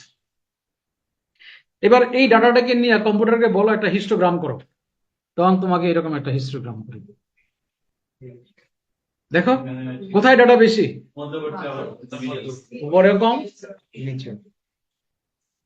এবার এই বার গুলোকে অফ করে দিয়ে ডাটাকে কম্পিউটারকে বলো কিছু একটা করতে, দেখবা এরকম একটা প্রবাবিলিটি ডিস্ট্রিবিউশন তুমি পাই গেল। লোয়েস্ট ভ্যালু এই যে 100, হাইয়েস্ট ভ্যালু এই যে 50। উপরের দিকে ডাটা কম, নিচের দিকে ডাটা কম, এই যে মাঝখানের এই যে দেখো কত ডাটা, কত ডাটা। এই দেশের অ্যাডাল্ট লোকদের হাইট মেজার করে যদি হাইটের ডিস্ট্রিবিউশন দেখো, এরকম পাবা। হাইটের একটা লোয়েস্ট ভ্যালু পাবো ধরো 4 ফিট, একটা হাইয়েস্ট ভ্যালু পাবো মনে করো 7 ফিট। তুমি কি মনে করো 4 ফিটের দিকে আমার বেশিরভাগ লোক? 7 ফিটের কাছে বেশিরভাগ, বেশিরভাগ এই যে মাঝামাঝি এরকম। এই দুনিয়াতে যত রকমের ভ্যারিয়েবল আছে, প্রত্যেকটা ভ্যারিয়েবলের যদি প্রবাবিলিটি ডিস্ট্রিবিউশন তুমি তৈরি করো, মেজরিটি ক্ষেত্রে এরকম পাবো, এরকম কার্ভ পাবা, এরকম ডিস্ট্রিবিউশন। এই জন্য এটার নাম দিয়েছে, এটাই নরমাল। বুঝছো? ভীষণ ইম্পর্টেন্ট একটা কনসেপ্ট ইন স্ট্যাটিস্টিক্স, এটা ভালো করে বুঝতে হবে। নরমাল ডিস্ট্রিবিউশন বলো তো দেখতে কেমন লাগছে কার্ভটা? Bell shape. এটা কি বাইলেটারালি সিমেট্রিক্যাল না অ্যাসিমেট্রিক্যাল? মানে কি right half left half identical, তাই না? এবং এরকম ডিস্ট্রিবিউশনের ক্ষেত্রে মিন মিডিয়ান মোড থাকে সেম, কোইনসাইড করে দেয়, ভেরি ভেরি ক্লোজ।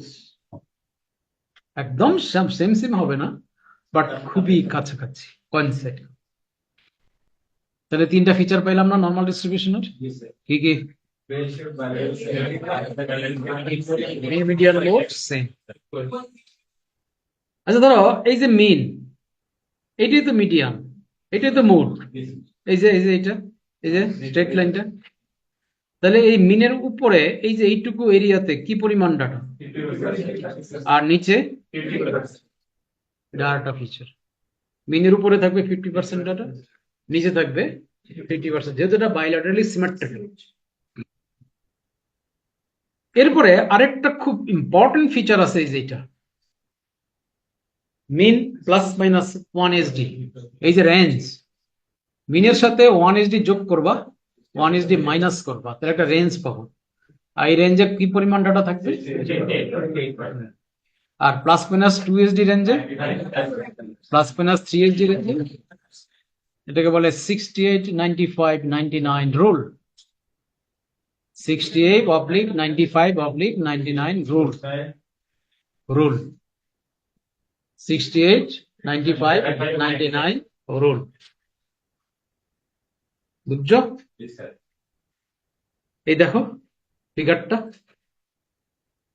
এই যে দেখো আমার মিন 1SD যোগ করলাম, 1SD মাইনাস করলাম, এই যে রেঞ্জ পাইলাম, এই রেঞ্জে 8%। বুঝছো? এই যে মিন 2SD যোগ করলাম, 2SD মাইনাস করলাম, এই যে রেঞ্জ 95। মিনের সাথে 3SD যোগ করলাম, 3SD মাইনাস করলাম, এই যে কত, কেন এমনটি হলো এটার কোনো উত্তর নাই। This is the natural fact. এবং এই ন্যাচারাল ফ্যাক্টটা সর্বপ্রথম যে বেটা আবিষ্কার করছে তার নাম ছিল গসিয়ান, এক জার্মান ম্যাথমেটিশিয়ান। তার নাম অনুসারে এখনো এটাকে বলে, নর্মাল ডিস্ট্রিবিউশনকে এখনো বলে Gaussian distribution, GAUSSIAN, Gaussian distribution.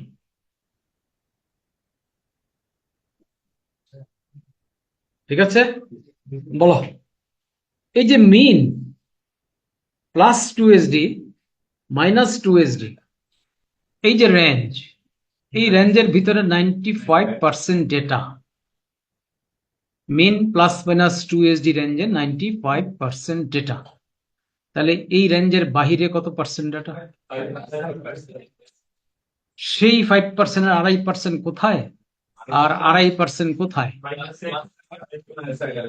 এই পাশে বললে হবে না, ক্লিয়ারলি বলো। এই পাশে ও পাশে বললে হবে না, উপরে আর নিচে এটা বললে হবে। Right and left. Right and left করলে হবে না।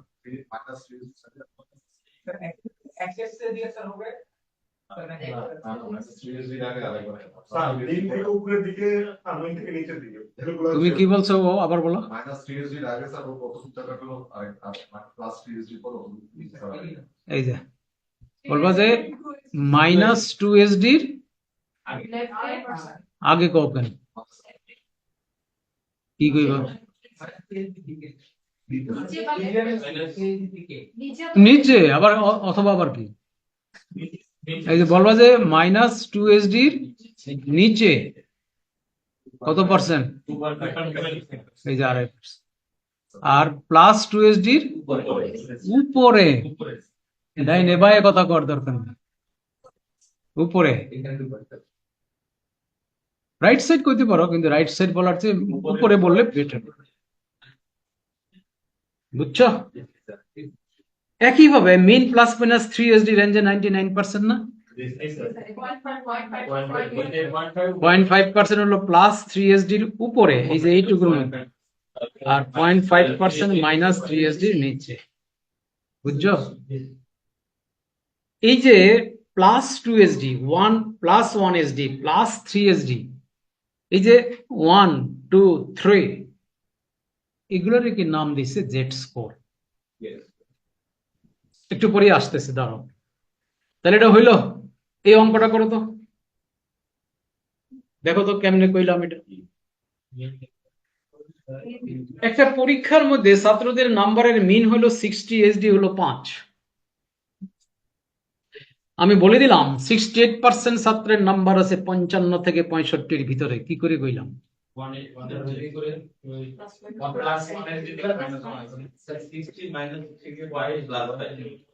60 সাথে প্লাস 5 হবে মাইনাস 5 হবে। 1 যোগ করলাম, 1 মাইনাস করলাম। তারপর হচ্ছে গিয়ে স্যার মিন 10 60 যোগ একদম 60 10 যোগ আর 10 বিয়োগ 95%। 15 যোগ 15 বিয়োগ, তাই না? জিএসডি পাই হ্যাঁ হ্যাঁ, 68 দেবে ওটা তো স্যার প্লাস 5 মাইনাস 5 পরে স্যার প্লাস 2 2 মানে 2 ইন্টু 5 না, 10 জিএসডি মানে 15,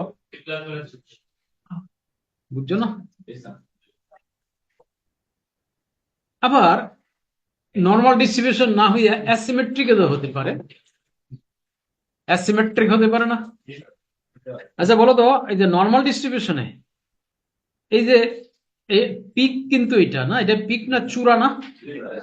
এই চূড়া থেকে এই যে বাম দিকের যে টেলটা, এটাকে বলে লেফট টেল, আর চূড়া থেকে ডান দিকের টেলটাকে বলা হয় রাইট টেল। নর্মাল ডিস্ট্রিবিউশনের লেফট টেল এবং রাইট টেলের লেংথ কেমন? সমান সমান, আর এটি হলো সিমেট্রিক। কিন্তু যদি রাইট টেল লম্বা হয়ে যায় তাহলে রাইট স্কিউ, লেফট টেল লম্বা হয়ে গেলে লেফট স্কিউ বলে। এই যে দেখো, এই দেখো, এটা কি রাইট স্কিউ না? এটাকে পজিটিভ স্কিউ বলে বা রাইট স্কিউ। বলতো ছাত্রদের পরীক্ষার নাম্বার নিয়ে, পরীক্ষার নাম্বারের যদি প্রবাবিলিটি ডিস্ট্রিবিউশন করতে গিয়ে আমি এরকম রাইট স্কিউ পেয়ে যাই, এই পরীক্ষা সম্পর্কে তোমার কি ধারণা জন্মাবে? ভালো হয়েছে, ভালো হয়েছে না? পরীক্ষাটা ভালো হয়েছে না? কেমনে বুঝলা পরীক্ষা ভালো হয়েছে? মেজরিটি না আমরা তো সবাই বেশি পাবে, এক্ষেত্রে তো সবাই বেশি পাবে, মানে স্টুডেন্টের কোয়ালিটির উপর নির্ভর করবে, দেখা যাবে বেশ আরে বেটা এত কথা কস না, এত কথা কর। আচ্ছা মুড মানে কি? মুড মানে মোস্ট ফ্রিকোয়েন্টলি অকারিং ভ্যালু। তাহলে মুডের ফ্রিকোয়েন্সি বেশি না? আর কার্ভের ফ্রিকোয়েন্সি কি পিকে থাকে নাকি ডাইনে বায়ে থাকে? এই যে পিকে, তার মানে এইখানে অধিকাংশ ছাত্র, তো এই অধিকাংশ ছাত্রের পায়ের তলায় নাম্বারটা কি বেশি না কম? তো তুমি কেমনে কইলা ছাত্ররা পরীক্ষা ভালো করছে? বুঝো নাই কথা? এই যে ও অল্প নাম্বার পেয়েছে এমন ছাত্রের সংখ্যা অসংখ্য, আর বেশি নাম্বার পাইছে এমন ছাত্র খুবই কম। কি কইলা এটা? হ্যাঁ, কেমন হয়েছে পরীক্ষা? খারাপ? প্রশ্ন কঠিন হয়েছে? এটা হইতে পারে, ছাত্র খারাপ, হ্যাঁ হতে পারে। আরে এখন তোমাদের যদি আমি স্ট্যাটিস্টিক্স এর পরীক্ষা নিই তাহলে এরকম কার্ভ পাবো আমি, এরকম। হ্যাঁ এখন হইতে পারে এরকম।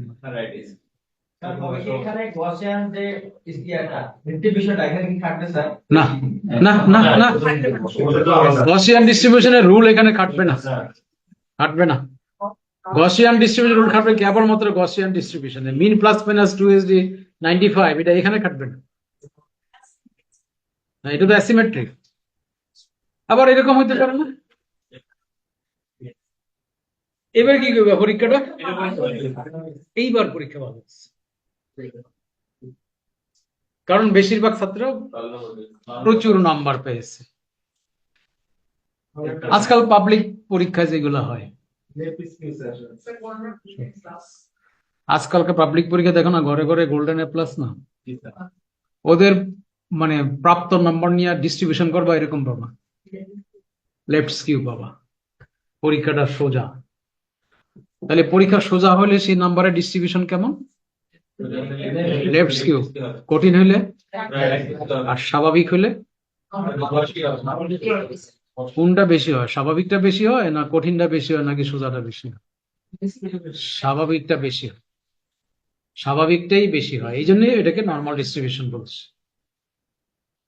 এন্ড লাস্ট ওয়ান, এই যে আসো জেড স্কোর কি দিয়েছে ফর্মুলা দেখো, x minus x bar divided by S D, এটা জেড স্কোর। একটা অঙ্ক দিলাম, ক্লাসে 500 ছাত্র পরীক্ষা দিয়েছে, তাদের একটা মিন আছে কত 60, আর তাদের নাম্বারের এসডি হলো 5। একটা ছেলে পরীক্ষায় পেয়েছে 70, তাহলে তার জেড স্কোর কত হবে? তার প্রাপ্ত নম্বরের জেড স্কোর, ওই যে এক্স এর জায়গায় 70 বসাও, মাইনাস 60 বাই 5 প্লাস 2 না, তার জেড স্কোর হবে +2। এই ছেলে গেল পরীক্ষার রেজাল্ট জানতে, স্যার এগুলো রোল নম্বর কত দাও, দিলাম, কাগজে লিখে দিছে, রিপোর্ট কার্ডে যাও, তোমার পরীক্ষার প্রাপ্ত নম্বরের জেড স্কোর +2। আমি পরীক্ষা কত পাইলাম আমার জানাইলো না, খালি কইলো যাও তোমার জেড স্কোর +2। এই +2 জেড স্কোর নিয়ে বাড়িতে আসলো,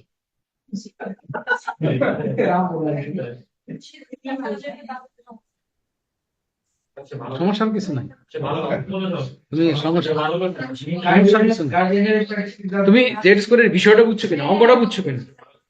এখন তোমাকে বলছে যাও তোমার +2 জেড স্কোর, তুমি বাড়িতে এসে তোমার বাপরে কি বুঝাইবে? আগে স্ট্যাটিস্টিক বুঝে নিলাম। বোঝাতে হবে তো ভালো মার্ক পাইছে। আগে জেড স্কোর বুঝালো, পরে ইম্পর্টেন্স বুঝাই। তুমি যে +2 নিয়ে বাড়িতে এলে এবার বুঝাইবা কি রেজাল্ট সম্পর্কে? পরীক্ষা কত পাইছস, উত্তর কি দিবা? কত পাইছস সেটা উত্তর আগে দাও।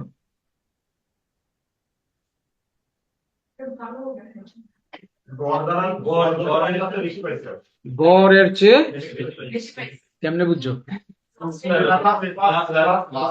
প্লাস দেখে, আচ্ছা ঠিক আছে ফাইন। পরের প্রশ্ন, কত বেশি পাইছস?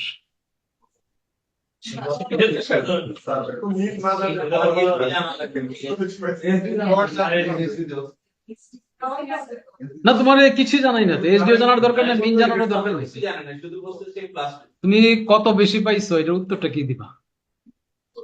তুমি যে বললা আমি পরীক্ষা কত নম্বর পাইছি জানি না, তবে মিনের চেয়ে বেশি পাইছি, এরপরে যদি প্রশ্ন করে কত বেশি পাইছো তখন উত্তর কি দিবি? মিনের চেয়ে তুমি কত বেশি আছে এটা কও। 2SD বেশি আছি, রাইট?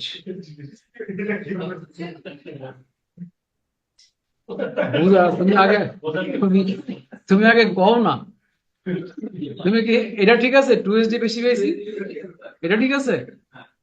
এইবার ও যেটা কইছে এটা এখানে একটা রিয়াকশন পাবা, বিরক্ত হয়ে যাবে, হ্যাঁ কবে যে তুই গেলে কি কস, তুই কি আর বুঝি টুঝি না। এই এই প্রশ্ন বিরক্তি প্রকাশ করে তখন বলবে কি এত কিছু আমারে বলার দরকার নেই, আমারে কজে তত্ত্বে বেশি নাম্বার কেউ পাইছে কিনা, পাইছে পাইছে পাইছে কত পার্সেন্ট?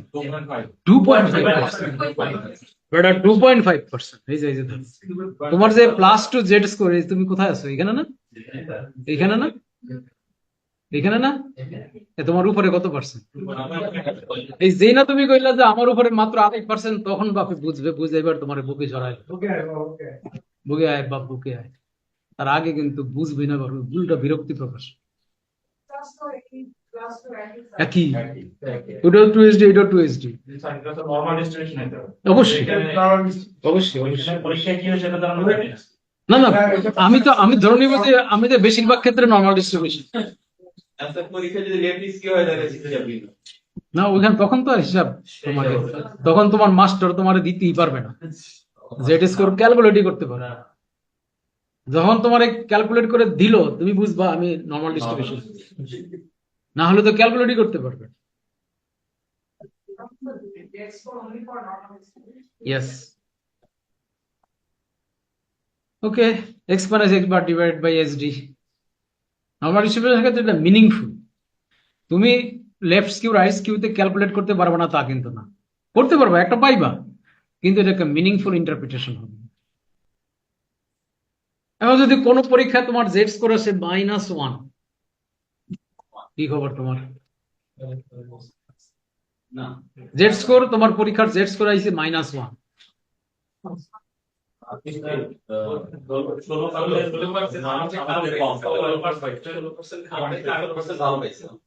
হ্যাঁ,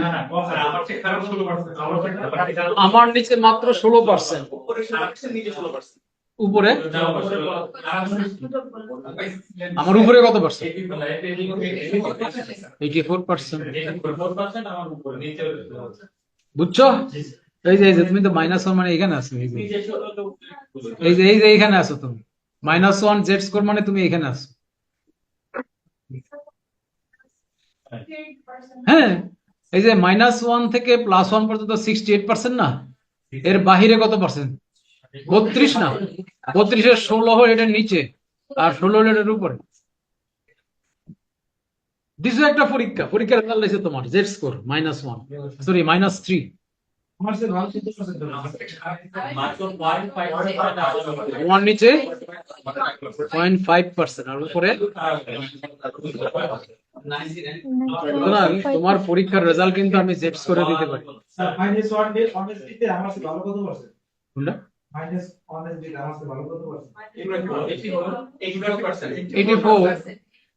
84%। বলা যাবে কারণ আমার -1 তো আমার সাথে অনেকেই থাকতে পারে, তো তারা তো আমার থেকে ভালো তো আমি বলতে পারছি না, কিন্তু আমার থেকে খারাপ কত পার্সেন্ট আছে আমি সেটা বলতে পারি। রাইট, আমি আমার থেকে অ্যাবসলিউট উপরে আছে 16%। আমার থেকে আমার থেকে 16% খারাপ না। মানে আমার মতো গাদা আরো থাকতে পারে, এটি কইতেছে। হ্যাঁ, এক্স্যাক্টলি তোমার সমান নাম্বার পাইছে এরকম থাকতে পারে, তবে এটা প্রবাবিলিটি খুবই কম, প্রবাবিলিটি খুবই কম। আমার সে সমান মতো আমার উপরে পাইছে কমটা বলতে পারছি। অ্যাপ্রক্সিমেট কথাবার্তা, এগুলো সব অ্যাপ্রক্সিমেট কথাবার্তা, কারণ এক্স্যাক্টলি সেম নাম্বার খুব কমই তো পায়। বুঝছো না? তাহলে জেড স্কোর দিয়ে কিন্তু আমরা পরীক্ষার রেজাল্ট দিতে পারি। সুবিধাটা হলো তুমি কত নম্বর পাইছো এটা তোমাকে বলতে হলো না, তোমার জানতেও হলো না। কত নাম্বার পাইছি এটা তো একটা ইজ্জতের প্রশ্ন, না? বললো যে হয় নাই, এখন হয় নাই, যদি ফার্স্ট পাইয়া হয় না, এটা তো একটা সিরিয়াস খারাপ কথা না? তোমাকে একই, আমি ওই যে একই জেড স্কোর পার্সেন্টাইল দুই ক্ষেত্রেই তুমি পরীক্ষার রেজাল্ট দিতে পারবা, নাম্বার বলতে হবে, নাম্বার জানার দরকার নেই। ইউএসএমএলই পরীক্ষার রেজাল্ট কিন্তু এই পার্সেন্টাইলে আসে, জেড স্কোরে আসে। ইউএসএমএলই পরীক্ষা দিবা পার্সেন্টাইলে এইভাবে আসে। এক্সাক্ট তুমি নাম্বার কত পাইছো কেউ বলে না। আর এর একটা সুবিধা আছে, পার্সেন্টাইল বা জেড স্কোরে নাম্বার রেজাল্ট দিলে একটা সুবিধা আছে। সুবিধা হলো আমি পাস ডিক্লেয়ার করব, ওকে, প্লাস জেড স্কোর +2 এন এবং পাস ডিক্লেয়ার করলাম, তাহলে কত পার্সেন্ট? 2.5% না? 2.5% পাস, ঠিক আছে? এখন এই যে 2.5% পাস, এটা পরীক্ষা সোজা হইলেও সমস্যা নাই, পরীক্ষা কঠিন হইলেও সমস্যা। এই দেখো না, বিসিপিএস একবার বাম্পার পাস করে আবার একেবারে পুরাই ফেল, খালি ফেল আর ফেল। এটা কিন্তু থাকবে না যদি বিসিপিএস রেজাল্টটা পার্সেন্টাইলে দেয় বা জেড স্কোরে দেয়। যদি বলে যে আমার পাস হবে জেড স্কোর +1 and above, তার মানে উপরের কত পার্সেন্ট? উপরে 16%। আমি উপরে 16%কে পাস ডিক্লেয়ার করলাম। সেটা যদি পরীক্ষা কঠিন হয় তাহলে 40 পাইয়া পাস করব, সহজ হলে 80-র উপরে পাইয়া পাস করব। রেজাল্টের কিন্তু হেটেরোজেনিসিটি থাকবে না, ভ্যারিয়েশন থাকবে না। এই জন্য তো বিদেশের এইভাবে রেজাল্ট, এবং এটা তারা হিসাব করে যে আমি যে ইউএসএমএলই তে পাস করামো আমার ট্রেনিং স্লট আছে কিনা, যদি দেখে যে ট্রেনিং স্লট নাই, সেইবার বলবে যে ওকে এইবারের পাস হবে জেড স্কোর +3, বুঝছো না? আর যদি বলে যে না আমার জব মানে ট্রেনিং স্লট আছে প্রচুর এবং আমার জব স্কোপও আছে, তো বললো যে ঠিক আছে এবার +1 জেড স্কোরের উপরে হলি পাস। এইভাবে তারা ডিসাইড করে। এই তো এগুলো তো মোটামুটি সবই পারছো। যাও আজকে এই পর্যন্তই, আমরা পরে ওই স্যাম্পলিং ডিস্ট্রিবিউশনটা পরে আলোচনা করবো কালকে।